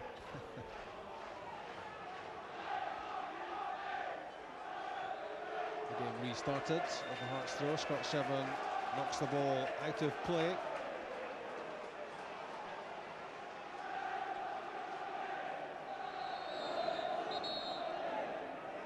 don't know if Adidas will be too happy about the missing stripes. It's 1-0 Celtic, if you've just joined us. Stilian Petrov opening the scoring on 27 minutes. Hearts having taken a lot of the credit from the first half. They've really played very well here, but they're on the wrong end of the scoreline with 11 minutes of the first half remaining. I'm sure Craig Levine will be delighted with the first 20-25 minutes or so. But really, just before the goal, that's where Santo looked just that little bit vulnerable. Larsson making very good runs. Well, Phil Stamp is reluctant to quit centre stage. He said something to Kenny Clark off the ball, and I don't think it was well done, ref. McNamara's free kick, attacking it was Stephen Presley. Great defending. A candidate to be Scotland captain in the absence of Barry Ferguson.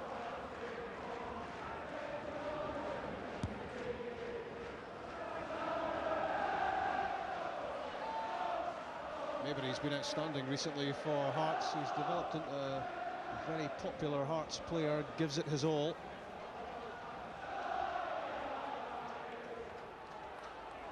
Celtic having scored once, looking for another. In went Petrov, in went Hartson, but it's played away calmly by Webster to Robert Sloan, who was impressive against Rangers recently.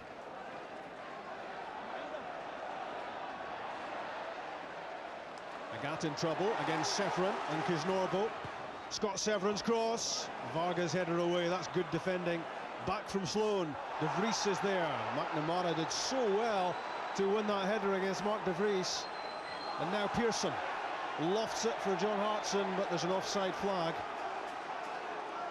Just offside there, John Hartson, but just before that, how Jackie McNamara managed to beat Mark De Vries in the air? I think the step ladder helped. It's a tremendous jump. De Vries is up early, but Jackie right up challenging, using his arm just a little bit to jump on top of De Vries's back. You've got to say it's a great header, great defending header. All about timing there. And McNamara's leap to get the better of Mark de Vries. And Stan Varga also doing sterling work at the back for Celtic.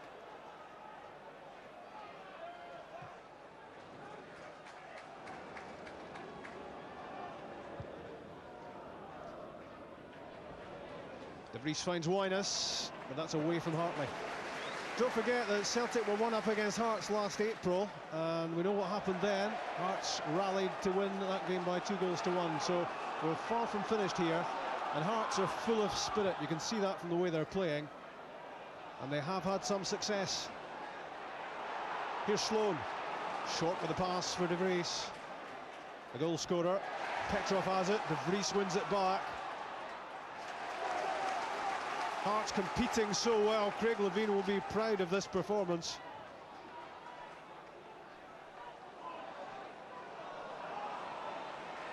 De Vries had a poor pass there to Severin, put him in trouble right from the word go. Varga joins the attack. Now Pearson. Stephen Pearson looks to get beyond Maybury. That's great defending. Put his body in the way, Alan Maybury, and stayed very calm. Top-class play. Great play from Alan Maybury. But Stephen Pearson will be disappointed. He's got to try and do better.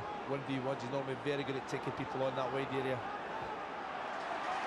Again, it's good ball winning from Mark de Vries. Dennis Wyness has it, but he's on his own at the moment, and he's overrun it. Dennis Wyness would have done well there to have put his foot in the ball, waited for support. Agat for Celtic. It's away from Pearson. Danger over for Hearts. That's a sloppy one from Didier Agat. No pressure on him whatsoever. Should have found Pearson with that pass. What's Martin O'Neill saying, Chick, at the moment? His subject of his attention is still actually Pearson. He was telling him a moment ago to run with the ball. It was an attempted 30-yard pass across to John Hartson. Of course, Stephen Pearson learned to play the Celtic way, just telling him to take on Maybury and go for the line. He tried that actually in the wake of that pass, and well, Maybury did very well against him, but he's certainly been told to take him on. Scott Severin's pass to Phil Stamp. He of patched up boots, trying to win a corner. Stan Varga not having it. I'm more and more impressed with him. He's had a good season, hasn't he, Varga? He's a good player. He's a big, strong lad, 6'3" maybe. No nonsense central defender. If in doubt, put it out. Severin to Wyness. Chested down and played across goal by Phil Stamp. Right through that danger area. Collected by Sloan. Patrick Isnorbo's screaming for it behind Sloan, but finally takes that decision. Isnorbo's cross, in goes Paul Hartley! What a glorious chance for Hearts to square the game. It should have been, it's as simple as that. The chances before this and down the right-hand side, but this is a good ball in. Hartley supported from midfield, a great run into the box, but you've got to hit the target. It's a free header, 7-8 yards at the most out. Just can't get enough direction on it to trouble the keeper. Well, he had that shooting chance from outside the area earlier, but that was a golden opportunity for Hartley. He wasn't picked up, all eyes were on De Vries. He found the room, he found the space, he couldn't find the finish. The one thing Craig are going to be pleased about is the fact that after losing the goal, Hearts haven't stopped playing, have kept working away, kept passing the ball, and they keep making chances. John Hartson, of course, booked early on. He doesn't want another yellow. 40 minutes gone. Hearts 0, Celtic 1, live from BBC Scotland. Stilian Petrov's goal is the difference so far, but no shortage of talking points. Gordon Smith and Tom Boyd might need half an hour at half-time to encapsulate everything we've seen in the first half at Tynecastle, which started with Hearts nearly scoring. Sloan's cross deflected.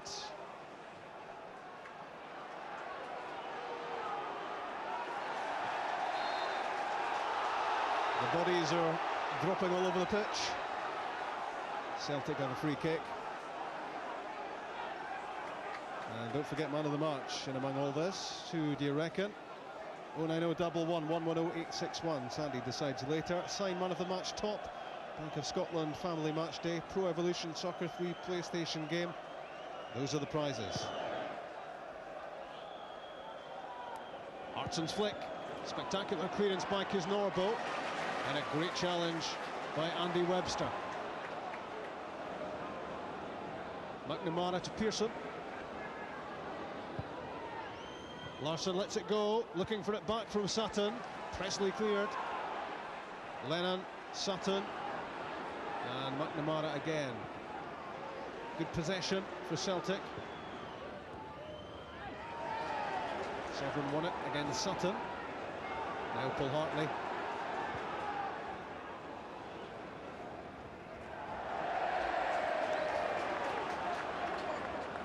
Baldy almost sitting beside Martin O'Neill in the dugout there for a moment.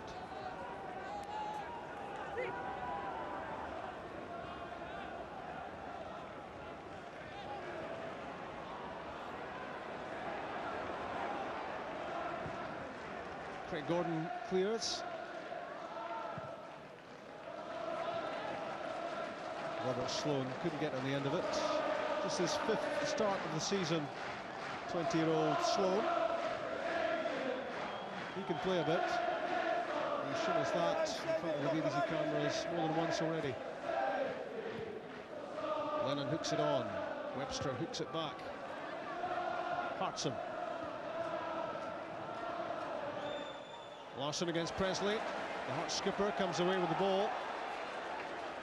And he was having a shot tugged.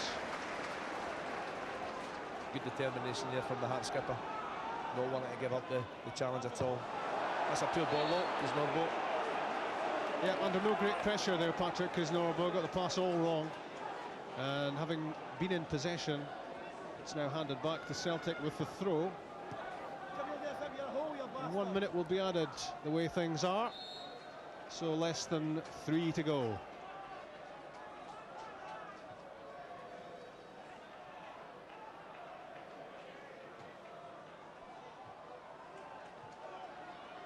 Agat. Petrov crowded out.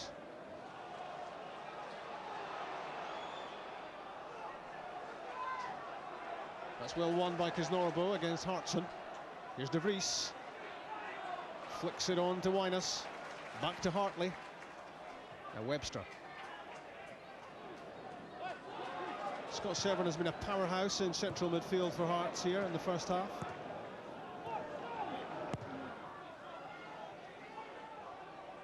And Hearts will consider themselves unfortunate to go in 1 down if that's the way it goes. When you look at the opportunities Hearts have created, the one right in the first minute from Stamp, and then Stamp's ball flashed across the 6-yard box. Of course, that Hartley header. Varga's header. Presley to De Vries. It really is a fascinating tussle between De Vries and Baldy. It's a heavyweight title fight, no doubt about it. And that's good play again from Alan Maybury. He reacted very quickly to the threat of Pearson. He's done a good job. I think that sums up Hearts in the first half, Rob. Very determined, challenging for every ball. Maybury determined to get that to that one first before Pearson. That's why the game's been so close.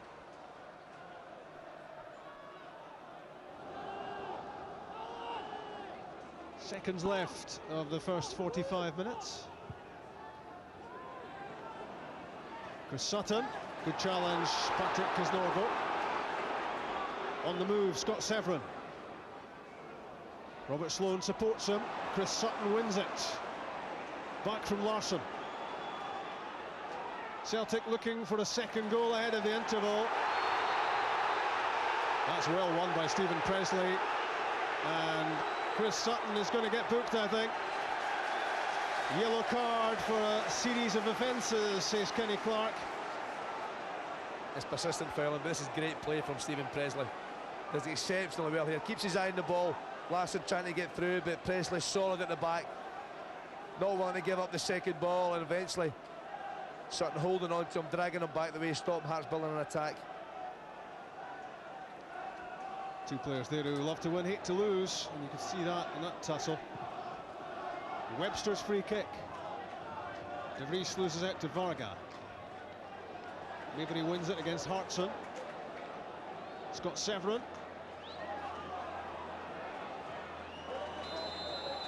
Half-time at Tynecastle, and what a half it's been.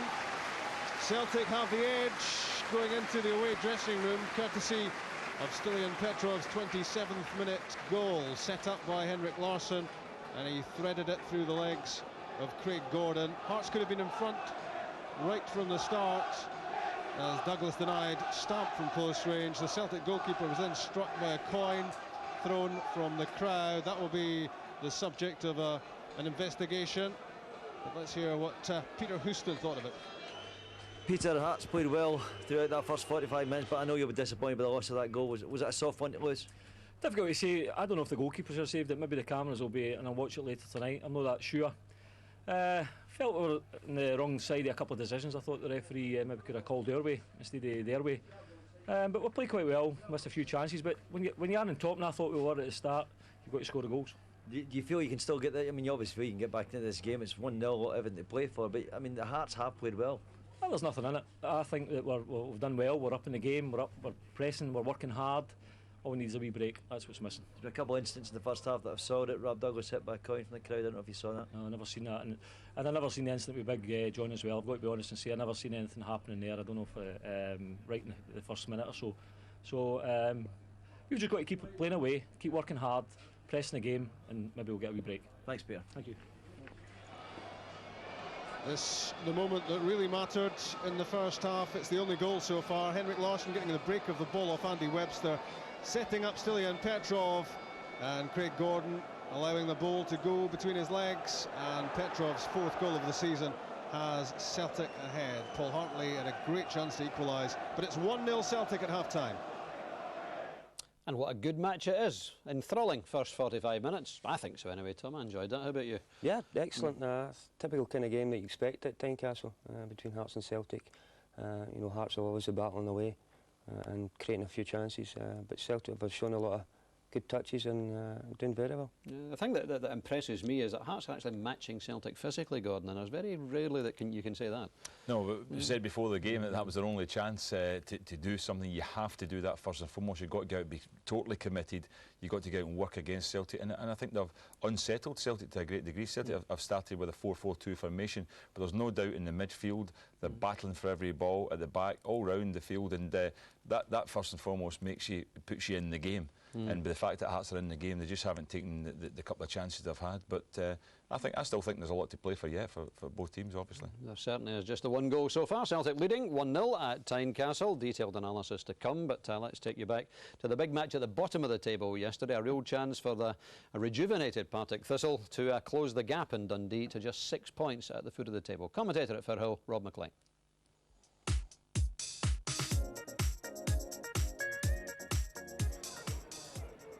The left foot of Derek Fleming, played in with a lot of pace, headed away by Gary Brady. Only as far as David Rowson, who volleys Thistle in front. It's Stephen Robb, and it's a brilliant save by Jamie Langfield.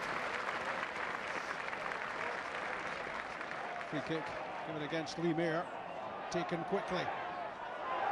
So close. For Jamie Mitchell, it would have been a cracker had it gone in.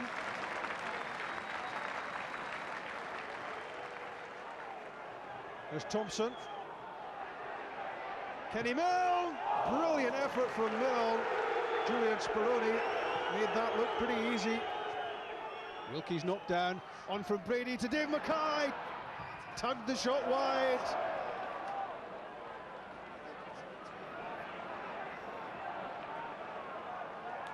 John Paul McBride with the short corner, and there's another chance for Thistle to make things safe. But the header from Kenny Milne tipped over the crossbar by Julian Speroni. So close to 2-0. That's well won. A brave header from James Grady on his left foot. Wonderful save by Julian Speroni. Struck it well with the left foot. A spectacular stop by the Dundee goalkeeper, and that keeps his team in it. John Paul McBride there. Jamie Mitchell. James Grady looking for a penalty. Well, it looked a dead cert. Stephen Robb. It's Stephen Milne with a chance. Dundee equalise. Nacho Novo, his 17th goal of the season, and they don't come much more dramatic than this one. 5 minutes from time. Thistle caught out, and Milne set up Novo to make it 1-1. Fernandez, Brady. It's Gary Brady. Can Dundee do yet more damage? Fernandez with the cross. Punched by Langfield. Barry Smith! What a goal! He's won it surely for Dundee with just a minute to go. What an ending at Firhill. Jim, do you feel as if you got out of jail there? No, not quite, Rob. I think that we've been playing quite well in recent weeks and maybe not getting the breaks. And today, without playing maybe anywhere near that type of form, we've managed to take away with 3 points. A draw was probably a fair result. You know, when it went to 1 each, I was probably quite happy, but to get to 3 points definitely put a bigger smile on my face. I think most people who've seen you play recently wouldn't say that you've been playing badly, playing like a second bottom team, but it's hard to believe that's your first win since October.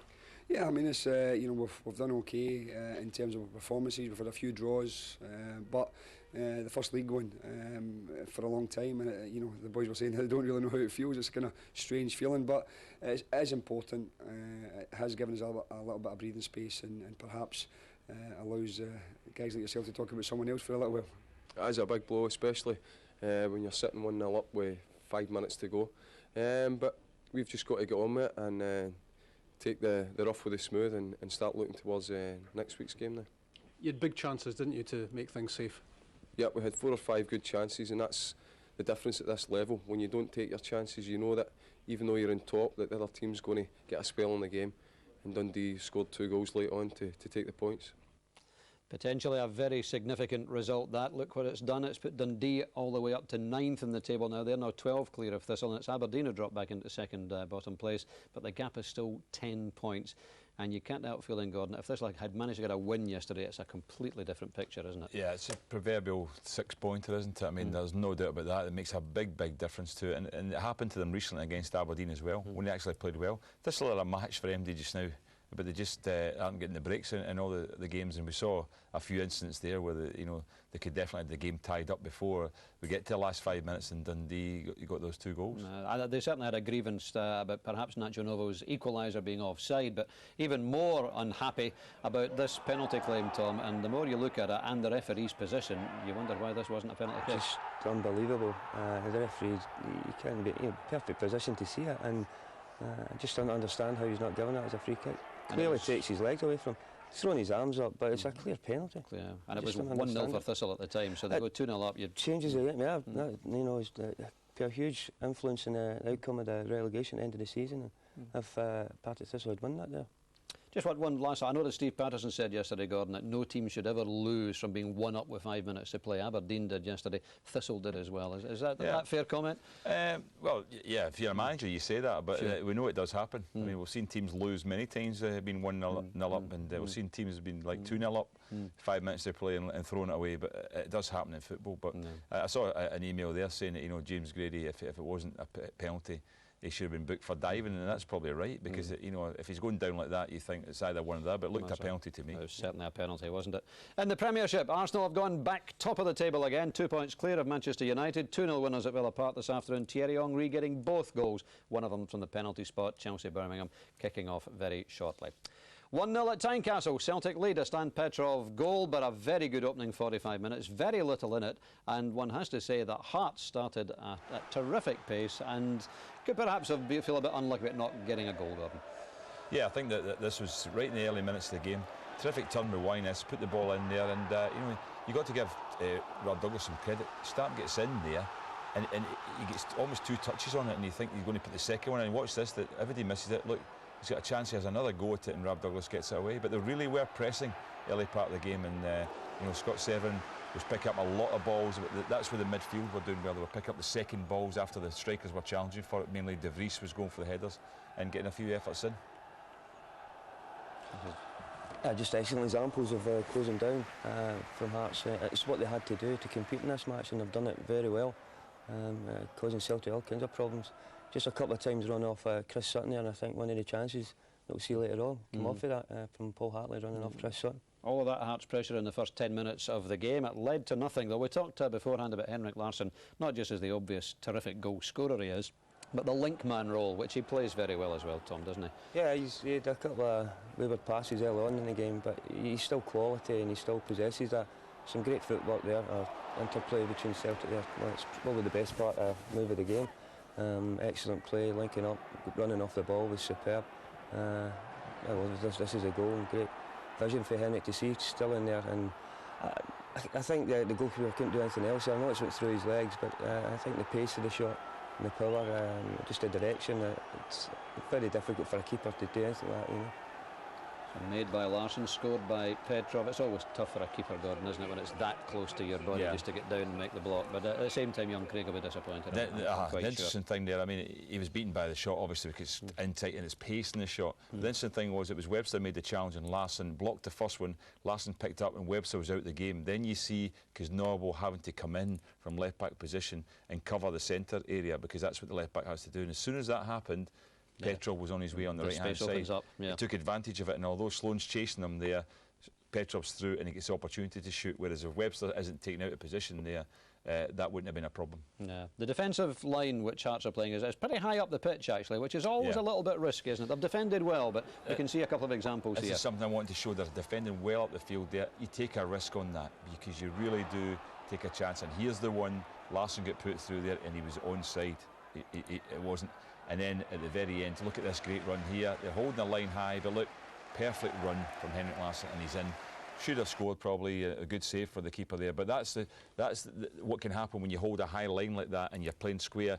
You're playing offside. Hearts do it well, but Larsson began to time his runs better. The first one, Hearts got away with it, but the second one he was in. It's how you beat it, you know, the running off the ball, and you say it's all about timing. A great pass there for John Hartson as well, and that final one for Henrik. Yeah, you disappointed that he's not played. It's good instant you watch Henrik Larsson's run. It's across the line first, in order waiting for the pass to come, and then he goes in behind. So he stays onside and then just absolutely a lot of forwards. Good coaching tip for youngsters. A lot of forwards just run straight through, but he's come across first, what they call bending your run, and as soon as the ball was played, then he was through.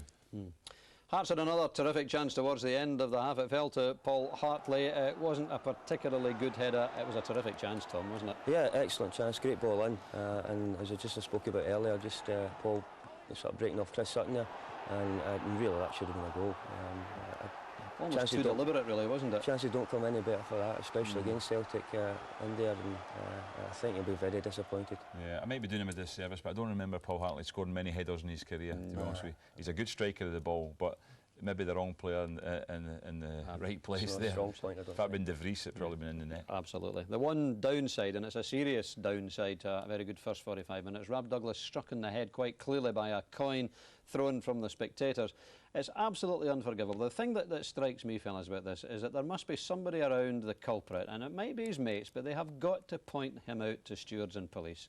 You've got to shop him in that situation. Absolutely, yeah. I mean, we hate to see that in the game. I mean, not only that, I mean, it can be it's a dangerous thing, throwing a coin. Of course, when you hit somebody in the eye or whatever, very dangerous, and it's not funny at all. And you're right what you say. It's public spirit should be able to point out the person that's done that and get them out of football altogether. Yeah, especially amidst all the controversy about presumably a Hearts fan threw the coin. They're complaining about leaving Tynecastle. That's the kind of action that not only can get the club a very heavy fine, at the end of the road it could also have the ground closed, because the authorities are very rightly very stringent in that, Tom, aren't they? Yeah, as you say, it's just totally unacceptable, and it shouldn't be part of it. And whoever is should be kicked out and never be allowed back into a football match. Would certainly go along with that. Meantime, the story is that Celtic lead by a goal to nil. The game's certainly not over though, Tom. And if Hearts they've got to, I suppose, equalise. If Celtic go 2-0 up, you'd obviously fancy them. But if Hearts score first, yeah, certainly. You know, it's if Celtic get the second goal, maybe the problems that Hearts are having will start to tell. But at this moment in time, they're certainly within,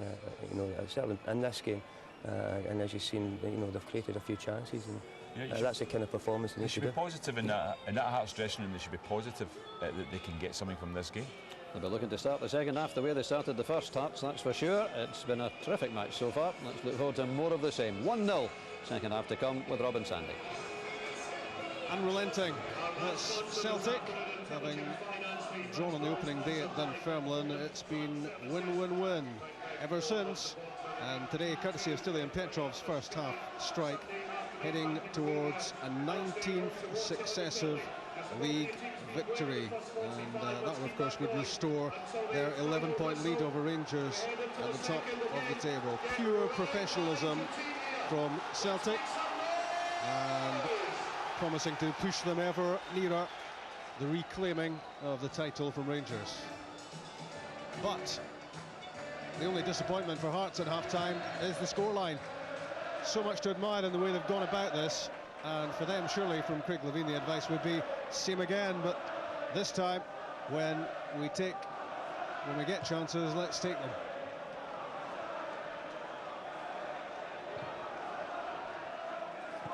And I think right away, at the start of the second half, Chip can give us an explanation of what happened early in the first half, which was a yellow for an off-the-ball incident involving John Hartson. Yeah, it was booked for aggressive behaviour. I believe there was something of a clash with Patrick Isnorbo. The referee described it as aggressive behaviour, and that is where the matter rests.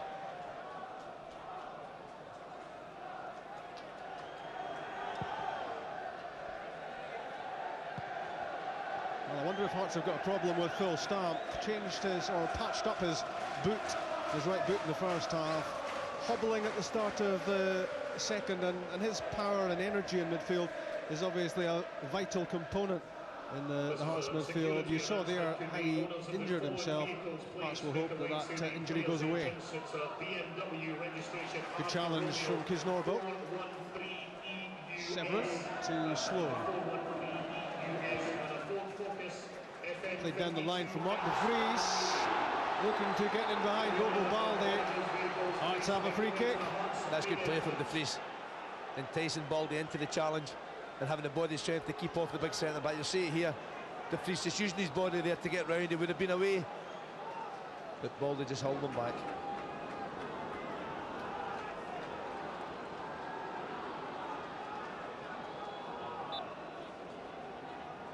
Andy Webster's up for this.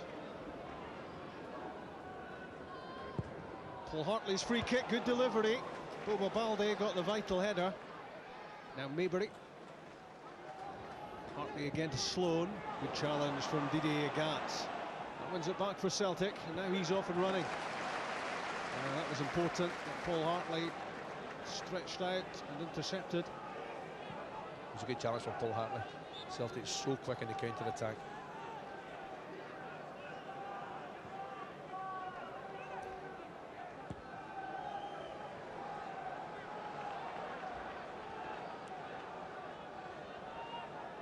Varga to Pearson, starting for Celtic for the first time after his £350,000 move from Motherwell. Phil Stamp flicks it infield. Free kick given against Hartley. Paul Hartley there trying to compete with the physique of Chris Sutton, coming off second best.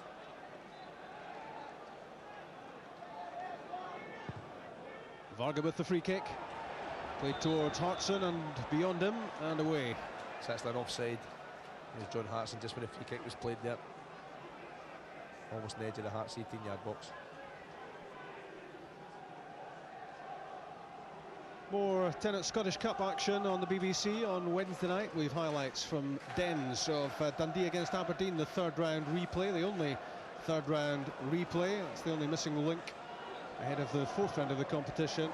Highlights at 10:35, BBC One Scotland. And of course this pair meet again in the fourth round of the competition, 3 weeks' time. Dennis Winus, no way through. Neil Lennon blocked his cross. Alan Maybury. Not the best of deliveries. Mark de Vries has to go chasing. Short with his pass. Patrick Kisnorbo made it work. That's a free kick against Kisnorbo. He knew he could be in trouble there because Stilian Petrov was moving at pace. Good play from Stilian Petrov. Just nicked the ball before Chris Norwood could meet the challenge.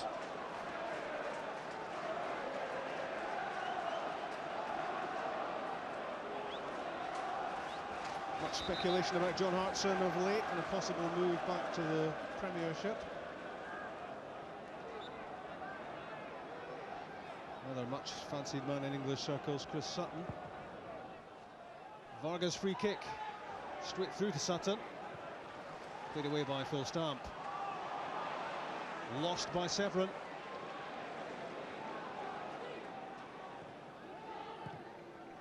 Lennon to McNamara. Neil Lennon again, pulling the strings in central midfield. Vargas pass picks out a Gat. Support from Petrov. Into Chris Sutton. Kicked out by Stephen Presley. Sutton looking for a penalty. I don't think he had a chance. I don't think it was a penalty. But Chris Sutton went down very easily there after the challenge from Stephen Presley. That's a good pass from Dennis Wyness to Mark de Vries. Stumbled under the challenge of Balde.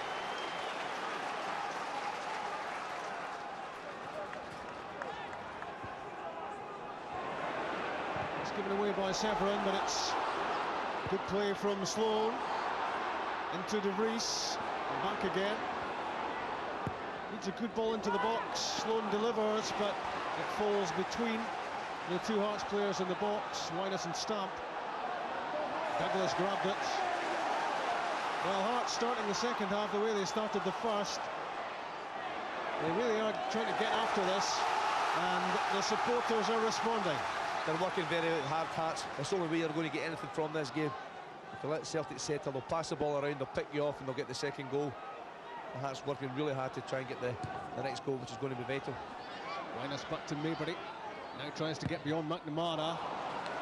And can't quite pull the ball back and into the penalty box. Alan Maybury. Well, Chris Sutton thought this was a penalty. I don't think too many neutrals would say so. It's a great run into the box from Sutton. It's a decent first touch, but Stephen Presley just coming across, using his body, his old-fashioned shoulder challenge as much as anything else. And there's no way that's a penalty kick.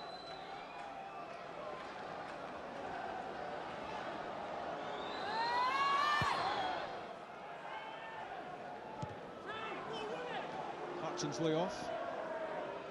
21-year-old Stephen Pearson. McNamara fires it down the middle. Put it away by Webster. Hartley to de Vries.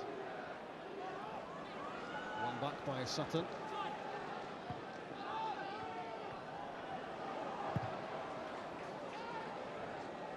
Hearts doing an effective closing down job on Celtic when Celtic are in possession, not giving them much time on the ball, and they really have to keep that up if they're to hope to get something from this game. I'm sure that's what Craig Levine's message was at half-time. Keep working hard, keep closing Celtic down as best you can. If they do that, Peter Houston saying just at the half-time whistle that Hearts, if they do that, they may just get the break they need to get back in the match.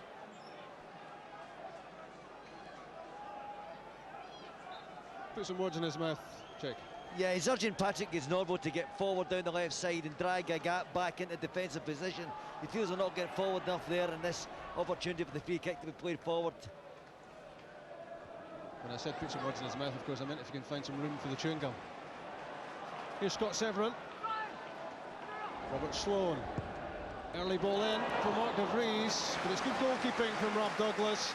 Very quickly off his line, took command. It's good decision making from the Celtic number one, as in goalkeeper. Comes, makes his mind up, I'm coming for this one. The ball's not at its highest point, but he gets there before the striker. Webster. Hartley. Lennon's first there. Back from Pearson to McNamara. Not too sure what that was all about there. Jackie put the ball out of the field of play. I think it might have been Stilling Petrov that was down a few minutes ago, but he's certainly back on his feet now. I'm sure Hearts will hold on to the ball this time.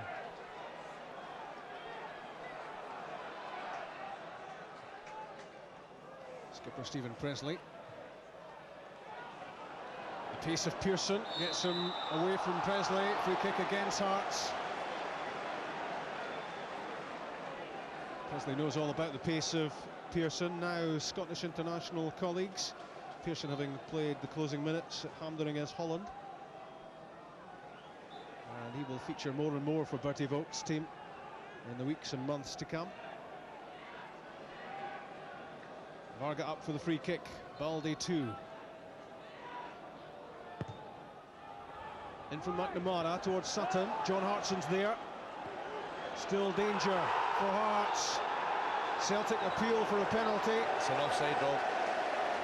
The assistant at the far side had his flag up nice and early. Henrik Larsson looking for the penalty kick, looking for a handball against Patrick Kisnorbo. And when the ball's played in here, the assistant's got his flag up right away just as that free kick was played. John Hart's, I think it was, nearest to us. Very tight. You see here, the game stopped by this time anyway. Maybe it'll be a handball yet. That was the arm, wasn't it?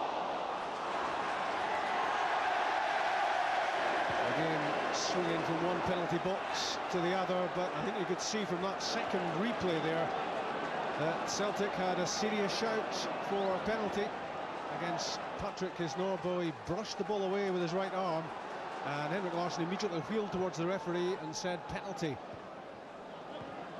Kenny Clark said no. He said and no. The offside was given.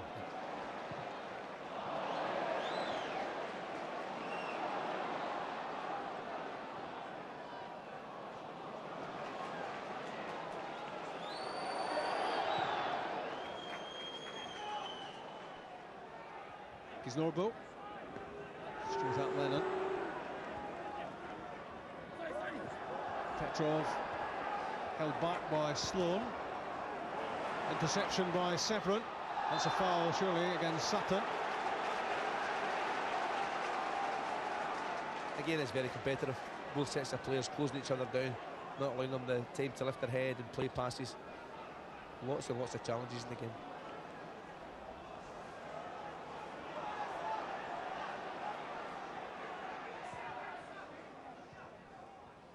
Winus, Severin. Maybury. But it's in the final third. It's the area Hearts want to make things happen. And unlikely to make it happen with that sort of high-hanging crossfield ball. And that one allowed Stoyan Petrov to intercept. But Hearts can surely keep it simpler, Sandy. Yeah, you're right. They've got to try and keep the pace of the passing up as best they can, but keep a hold of the ball and try to gradually work up the field of play. Get into De Vries's feet. Haven't seen much of Dennis Wine in the second half, but he certainly started the game very well. I'm sure he's got the potential to hurt Celtic. Phil Stamp, back to Alan Maybury. On to Scott Severin. He's crucial to Hearts if they're to get something from this. Dennis Winus dropping off the front to pick up possession. Now Stamp loses it all too easily from Hearts' point of view to Stephen Pearson. And Pearson's pass carrying far too much pace for Henrik Larsson. He does really well there, Stephen Pearson to start with initially, but then it's a poor pass, giving Larsson no chance of picking up that ball.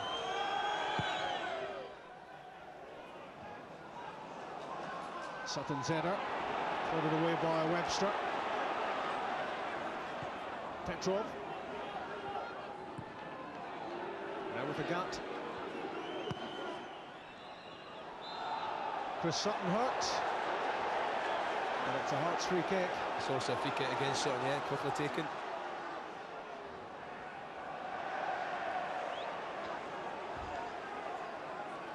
Poor touch there from Mark De Vries.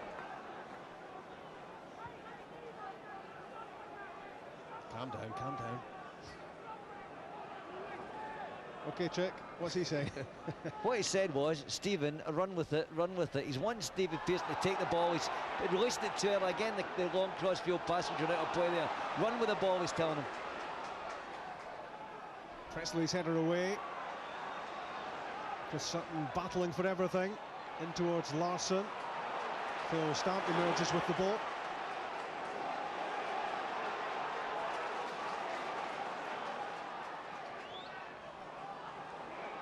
Well, 22 points between these two pre-kick-off and 50 of a goal difference between them. Quite massive difference. But you wouldn't know it at the moment. It's very evenly poised. Celtic have the goal. But Hearts are getting stuck in and threatening to get the game all square, having spurned a chance through Hartley's header in the first half to make it 1-1. There's been very few goal scoring opportunities second half so far from either team. There's Winus. Hartley to Severin.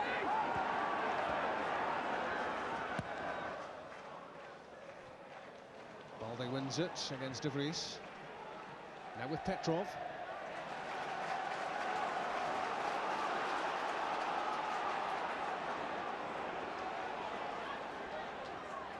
Scott Severin bursting through from midfield. Stopped by Agat. Maybury against Pearson.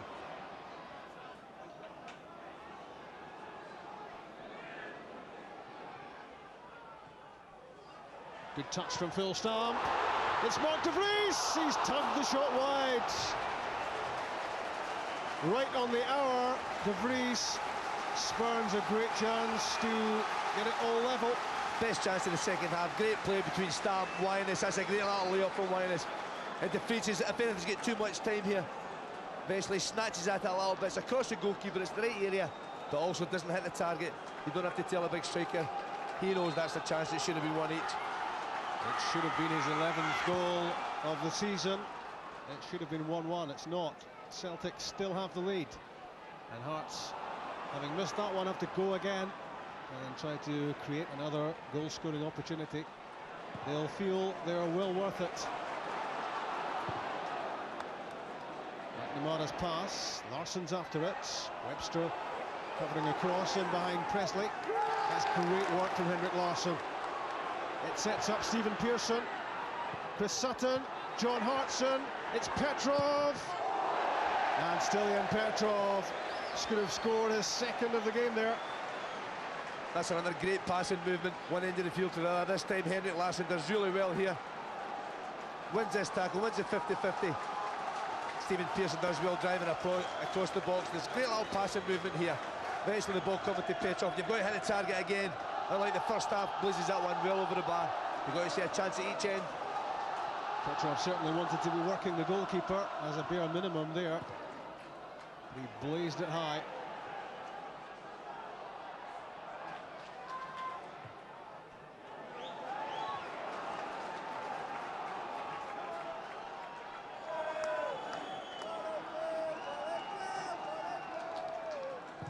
Andy Webster to Mark De Vries. Working around De Vries, Dennis Winus. In from Sloan. Free kick is given against Mark De Vries. It's also going to be a yellow card, deliberate handball, trying to gain an advantage. Yellow for De Vries. It's a silly one from a big striker, shaking his head there. There's no point, you're just taking the pressure off the Celtic defenders. This header, if it's a clearance header from Bobo Balde, it can go anywhere. Whereas as soon as you touch the ball with a hand, you take the pressure off. Not a good couple of minutes for De Vries, the booking following the missed chance.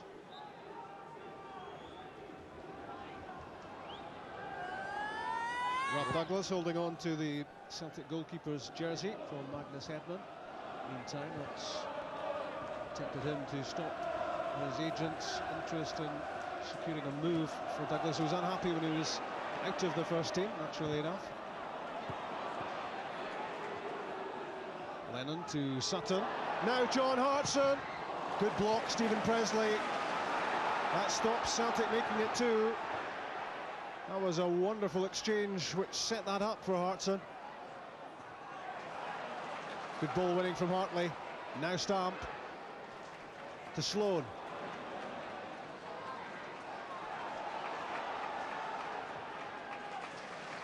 Kisnorbo.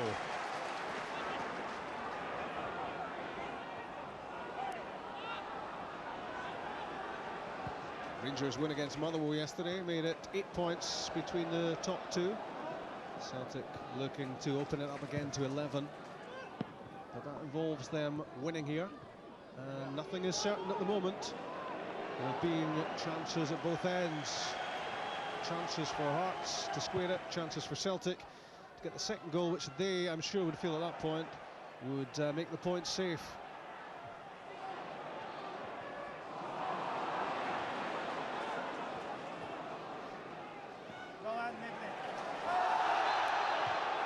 That was a trip on Hartley. Hearts have the free kick.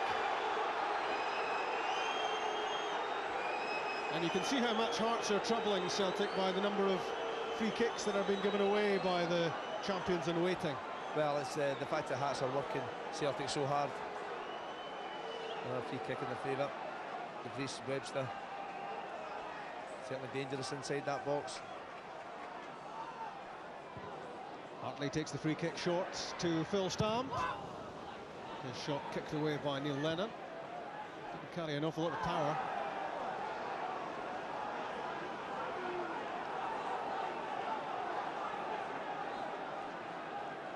Well, John Hartson had a chance, and just look at the play that set him up.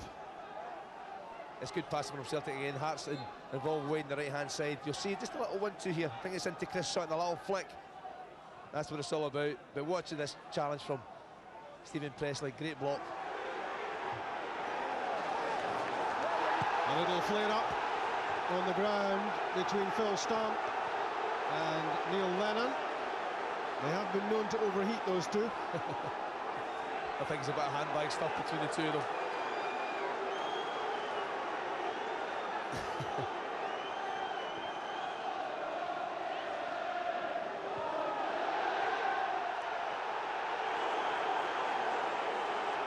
I think, Rob, if I was Craig Levein, I'd be wanting Dennis Winus on the ball more often.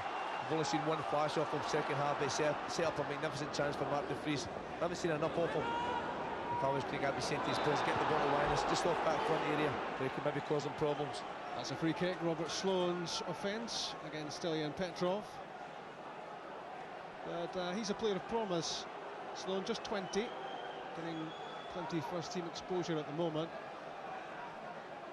And Craig Levein will hope that he develops into first team fodder. He needs to produce from the ranks because he ain't got much money. That's an understatement. Sutton's flick. It's Henrik Larsson. It's wide. It's another chance. You would expect Larsson to hit the target. Again, he picks up the second ball, a little flick off Chris Sutton. And again, does everything right. It's across the goalkeeper. It's the right area. Anything can happen when you put the ball into that area. But it just goes the wrong side of the post as far as Celtic are concerned. Yeah, mishit it. Looking for his 20th goal of the season. There's Varga. And maybe he lets it go. Back from Hartley.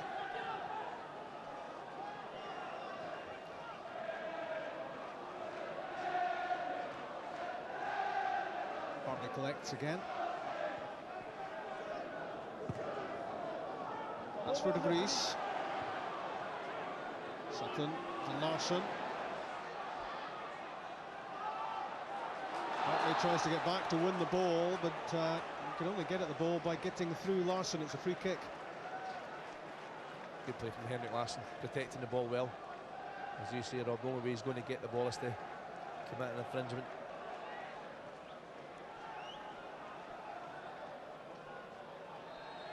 Petrov and Varga having a debate. It's Stan Varga. It came off Paul Hartley. And Mabry has it. And cleared it just about.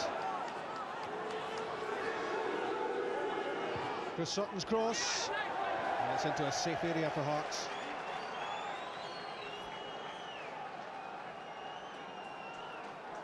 I think Martin O'Neill would actually be looking for Chris Sutton to bin the box for that cross rather than playing the ball in from the wide area.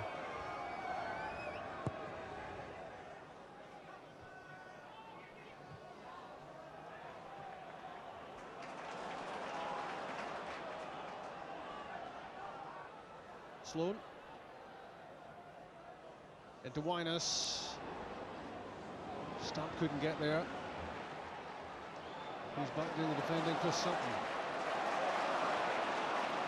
Hartley away from Pearson, and that's going to be a yellow card for Pearson, who marks his first Celtic start with a booking. And just a little rush of blood there as Hartley got away from him.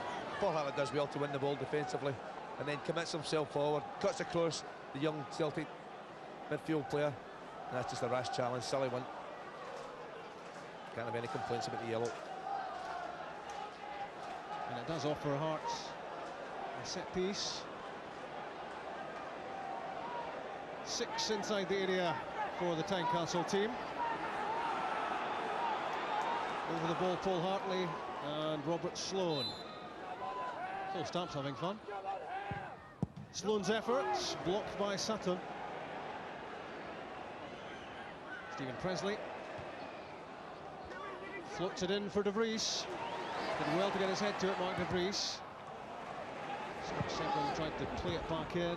Good block from Agat. And when Hearts are pushing on, they run the risk of leaving holes at the back, which Celtic are well equipped to exploit. Pearson.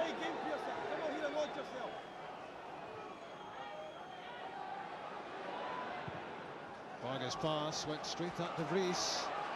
Now Baldi. And Agat. Showed too much of it to Patrick Kisnorbo. His interception, but too long on the ball. And Agat atoned for his error. Great recovery there from Didier Agat.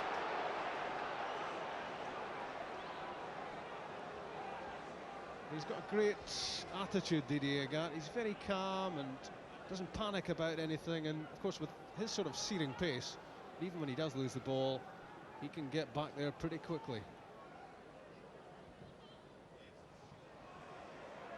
Hartson's flick, Sutton's there, looking for a free kick against Stephen Presley. It's not forthcoming. Pearson steps inside Phil Stamp. There's the pace. Free kick given against Stamp. And another yellow card. Yep, he joins the collection. The Kenny Clark collection. I hope you're keeping count, Rob. I've certainly lost count now. Stephen Pearson does well here. You know when it gets beyond one, I struggle. Pearson does well. Does the right thing again. Cutting across his opponent. Stamp just catching him. Not a lot in that one, but Kenny Clark saying that's enough. Persistent fouling. Hearts 3, Celtic 4 in yellow cards. I think I'd like to believe that makes 7 in total.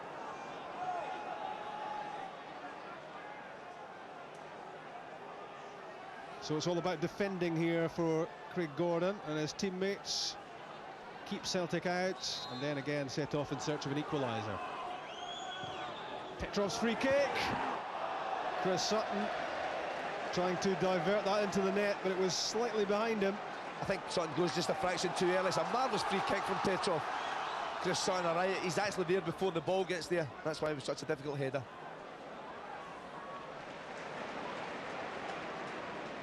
Chick, what's in Craig Levine's mind, do you think, at the moment, in terms of getting something from this game?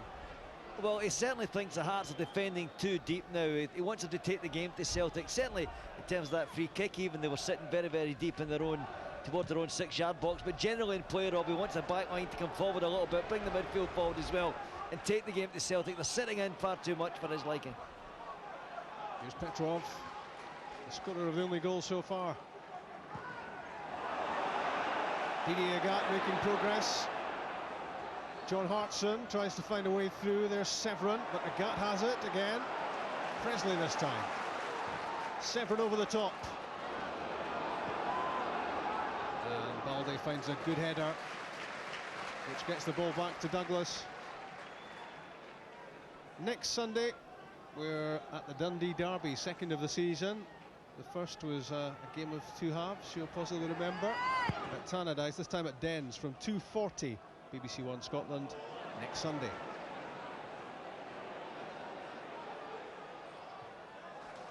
It's the corner kick-off, Paul Hartley. And talking of Dundee, don't forget Dundee Aberdeen highlights Wednesday night in the Cup.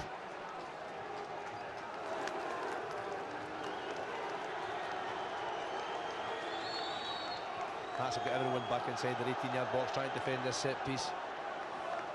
Baldi's up there, Vargas up there, Sutton, Hartson, Larsson, lots of targets. Played in by Petrov. It was Chris Sutton who made the near post run, but it's gone behind off a Hart's head. It's another corner. It's a good challenge here from Stephen Presley.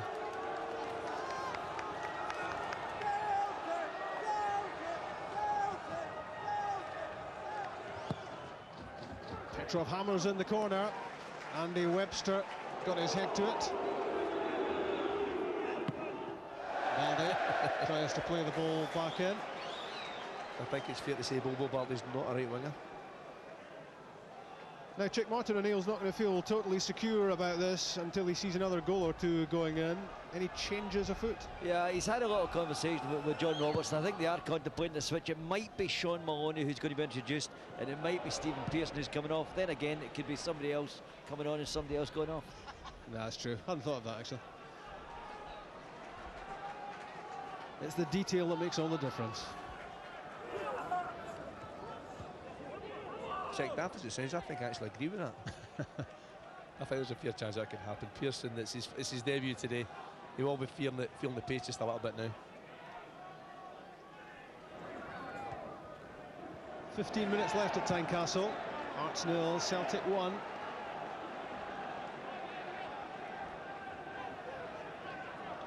Stephen Pearson has gone through a really dramatic change, and at times you can almost see him just blinking in the light and trying to take in what's happened to him, because this is the dream move for the lifelong Celtic fan.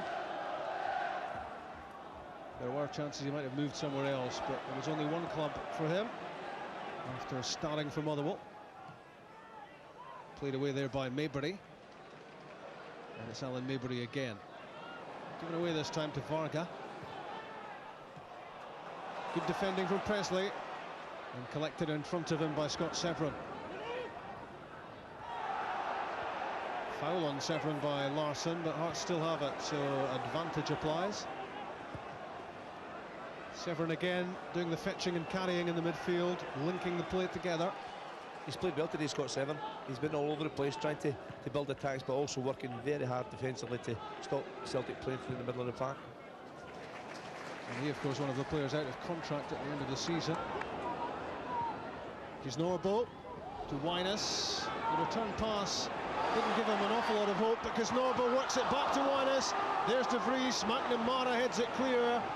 Lennon is there, and McNamara again thumps it into the stand. That was important defending from McNamara. There's another half the persistence of Kisnorbo almost got Hearts in. It's another half chance for Haas. Kisnorbo doing well. Wyness miskicks that one. The ball just won't fall to a Hearts player inside that box. Solid defending again from Celtic though. The overhead kick from Severin. Varga's headed away. In from Sloan on the half volley. And time for a gap to clear. Bounced over the head of Larsson. Here's Webster and Hartley. And Patrick Kisnorbo again. Severin, Wyness trying to work that on to Sloan.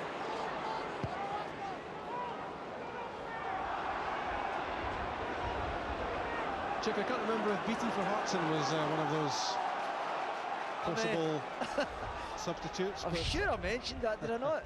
I did like covered it. Yeah, it is Beattie for Hartson, so that's the forecasting business out the window. I think that was the only permutation you didn't throw at us. Wait Beattie to come on. It's a great challenge here from Varga. Had to get there first again. It's been another solid Celtic performance today. Celtic badly want a second goal because they realise how much pressure Hearts are putting on them and threatening to get something themselves. And Scott Severin has done his reputation no harm at all here. Fancies himself for a move possibly to England next season, and there have been a fair few admiring glances cast towards him today. Lennon's free kick. Kisnorbo was there, and that man Severin. Miscue from Balde. Covering in behind Balde was Agat.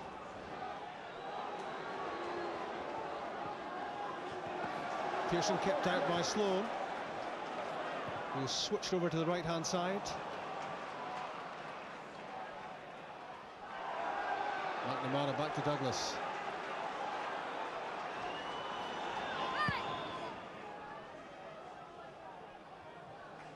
Well-timed header from Kuznorbo. Sutton plays it to Pearson.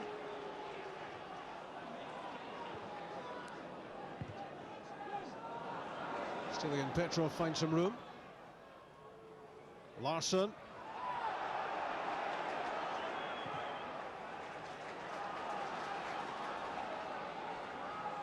Phil Stamp, stopped by Didier Gat. And they're trying to turn defence into attack. There's a bad challenge by Webster on Larsson. It's a free kick in Celtic's favour, but that could have been an advantage here for Didier Gat. It's not this one, it's the next one. It's just now. You see Larsson come at the ball, Webster. It's his trailing leg that catches Larsson, but Didier Gat there's away with the ball.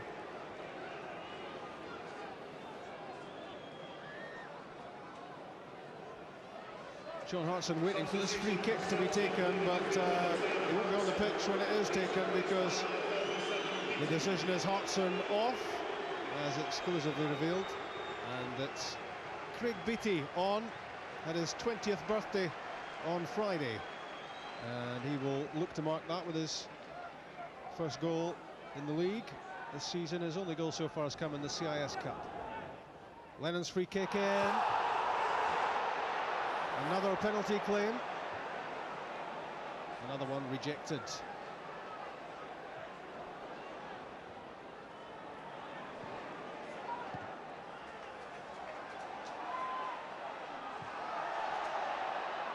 Varga under the bouncing ball now. Petrov. Larsson's return pass. That was a push by Sutton on Severin. Hearts free kick, and Hearts are going to make a change. Check. Yeah, I can exclusively reveal this time it's Weir for Sloan. There's the board. I definitely get this one right. Weir coming on, Sloan coming off. 20-year-old Robert Sloan off. 19-year-old Graham Weir on, who carries much more of a scoring threat, of course. Hearts giving it a go. Weir up front with Wyness and De Vries already on the pitch. Graham Weir, of course, part of Hearts' folklore after the part he played in the famous 4-all draw last season. Presley's free kick headed out of play by Petrov.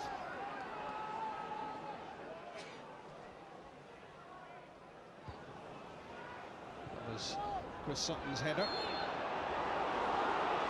Celtic free kick.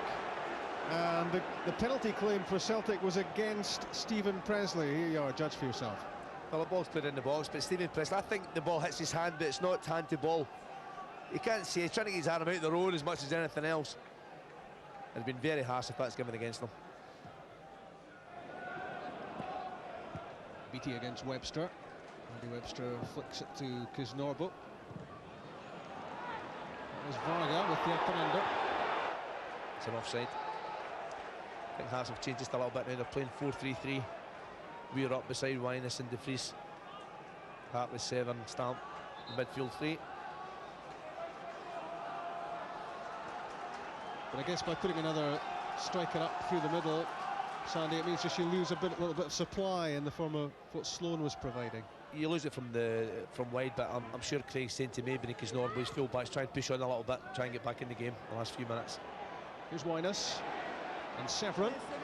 Scott Severin lining up the shot. Stilian Petrov saw him coming.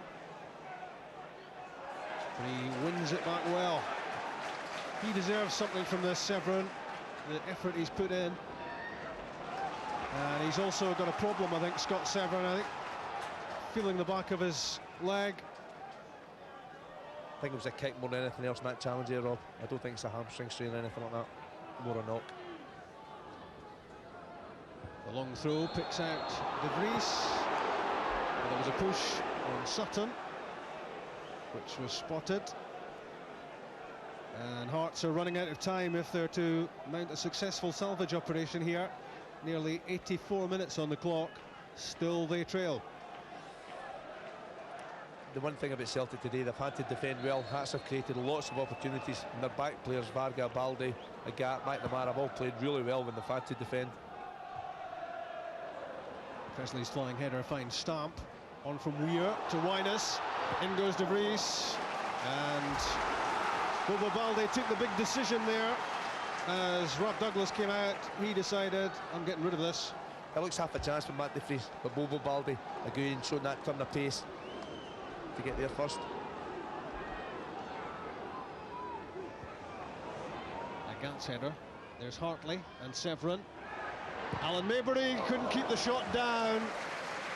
That's what's annoyed him, because that was a decent chance to test out Douglas. There's a chance, Rob, but watch the Celtic defenders round about Maybury. Look at him getting closed down. 1, 2, 3, 4, doing the white hoops. If that'd been on target, I'm sure it would have been blocked. Scored a midweek winner up at Dundee recently. 2 for the season for Maybury. What he'd give for another one here. Presley, Linus.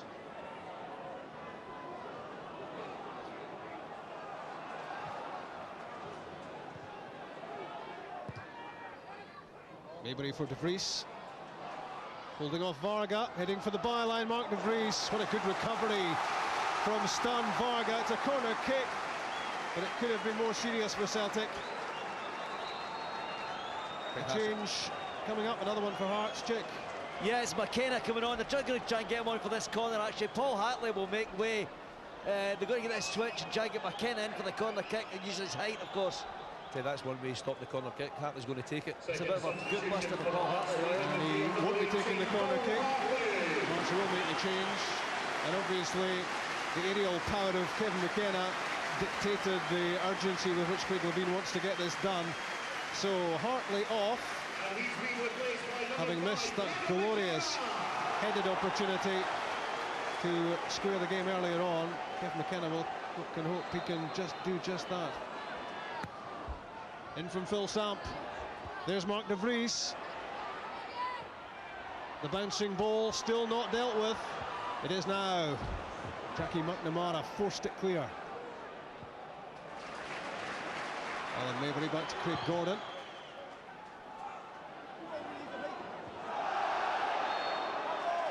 Graham Weir does well to win a free kick against Stan Varga. He's about half his height.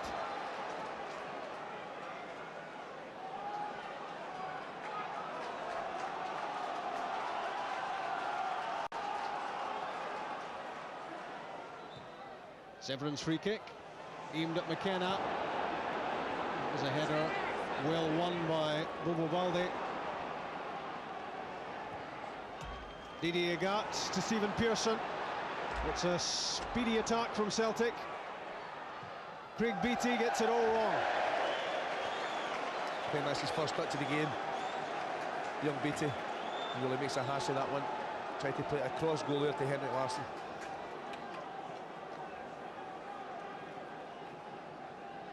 The fourth official trying to apply some ice to Martin O'Neill to calm him down.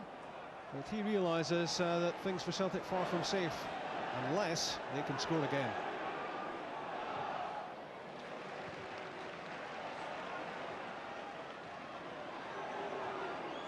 Jackie McNamara. Stephen Presley.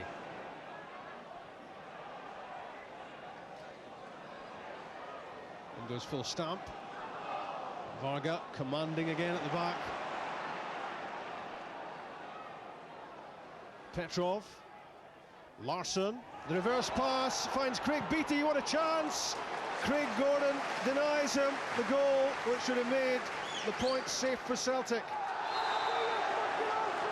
Should have scored Beattie, but credit to Craig Gordon for a top-class stop. It's a great save from young Craig Gordon. Beattie does everything right. Good play from Larsson. Keeps himself onside. Good first touch. Moves his feet, but Craig Gordon's out so quick to block him. He got so close to the young keeper, that's why he made the save. I'll tell you who did well as well. There was Patrick Kisnorbo, not to concede the penalty because he left it to his goalkeeper to make the save. It would have been so tempting to have tripped him, as Alan Maybury adds to the crime count. And there have been 1 or 2 crimes today, both on and off the pitch. Allegedly.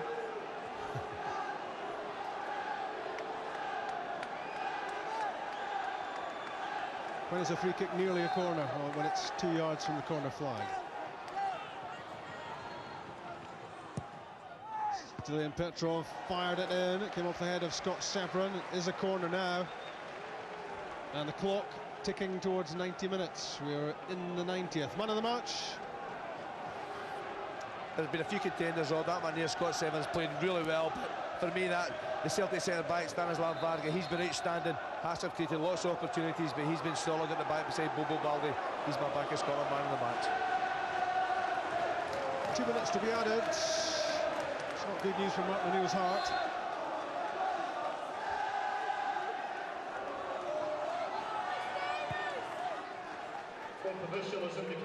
Neil Lennon, Chris Sutton. It's keep ball time for Celtic. A goal would be a bonus, but it's offside there against Craig Beattie.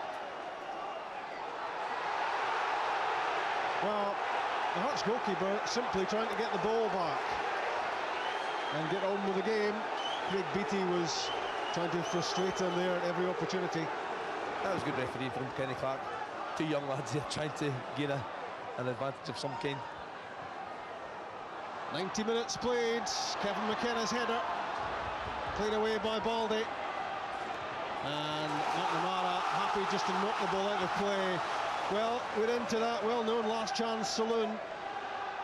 Hearts have less than 90 seconds to come up with a goal, otherwise they're going to go pointless, and Celtic will have their 19th successive league win.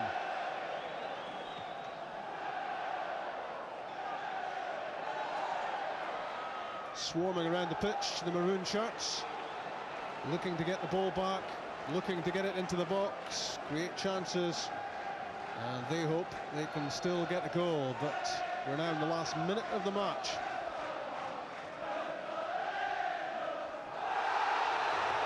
That's a bad challenge on Andy Webster by Craig Beattie. Can't complain about that one. Another yellow. Well, that's 5 each now. 10 yellow cards issued by Kenny Clark. You can't argue against this one. That was a crazy challenge by Craig Beattie. Yeah, it's silly from the youngster. That will mean there will be some more time added on, I'm sure. We've got about 15 seconds as it stands.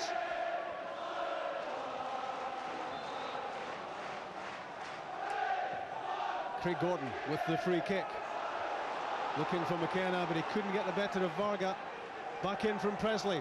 Baldi this time knocks it clear. 3 against 2 for Celtic.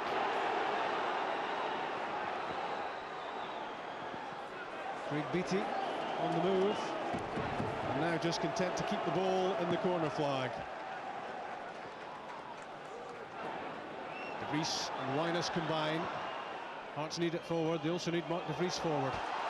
Here's McKenna looking for Graham Weir. A great challenge by the man of the match, Stan Varga.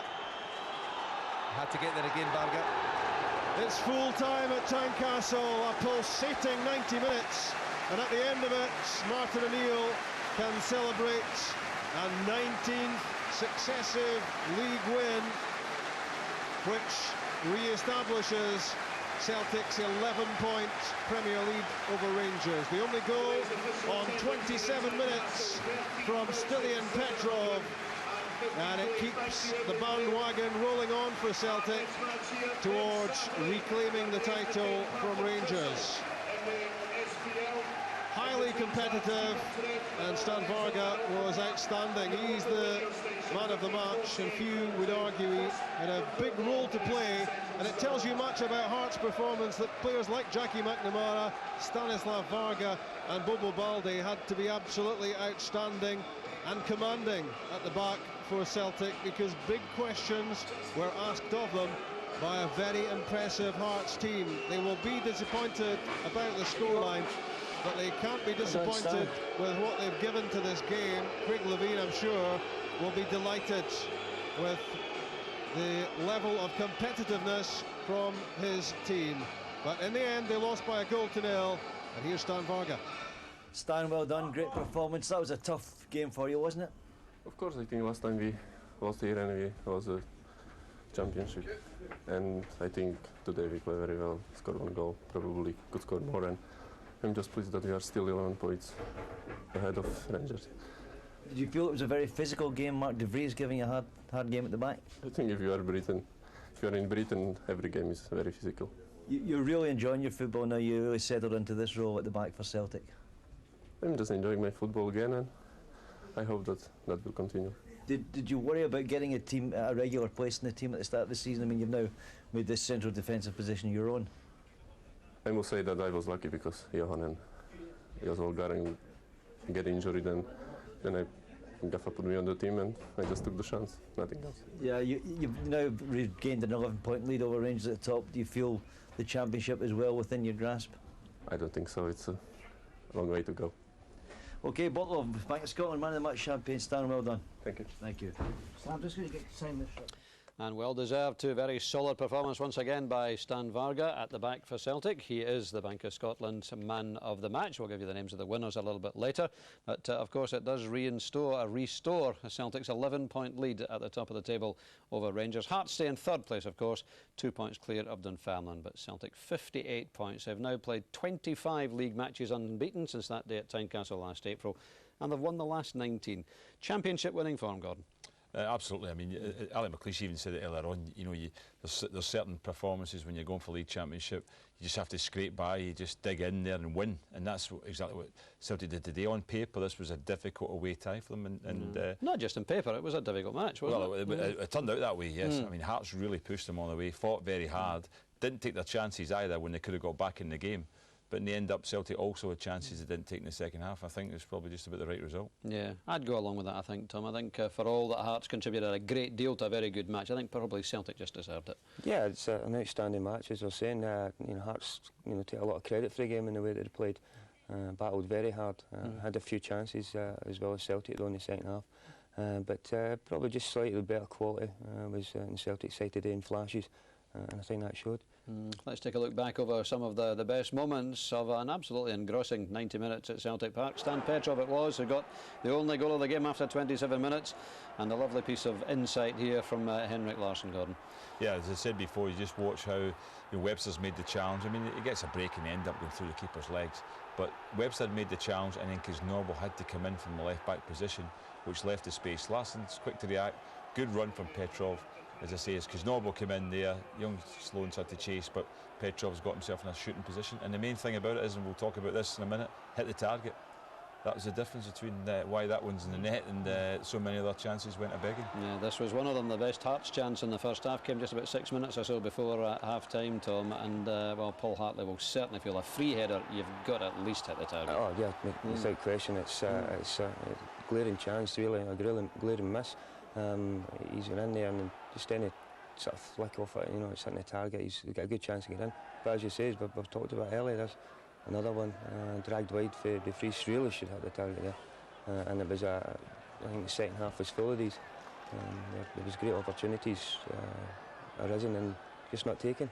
Yeah, 4 good chances in the second half, actually, and not one of them actually on target, Gordon. I mean, the main thing is you've always got a chance. I mean, it's another one coming up here, and as I said, it was just off target again, just hammered wide from Petrov, who got the goal. But it's almost the same position as he scored from. But the main thing is you do have to hit the target to win a chance. Once you start putting the ball, it's beautifully teed up for him. Yes, as well. That's probably as good a chance as the one he got the goal from. There was a lot of good build-up play for both sides, showing that, and Henrik, obviously it's not his strong side there, but it's another half chance here, a good chance that you feel again hitting the target would either make the keeper make a save and somebody else could get the rebound.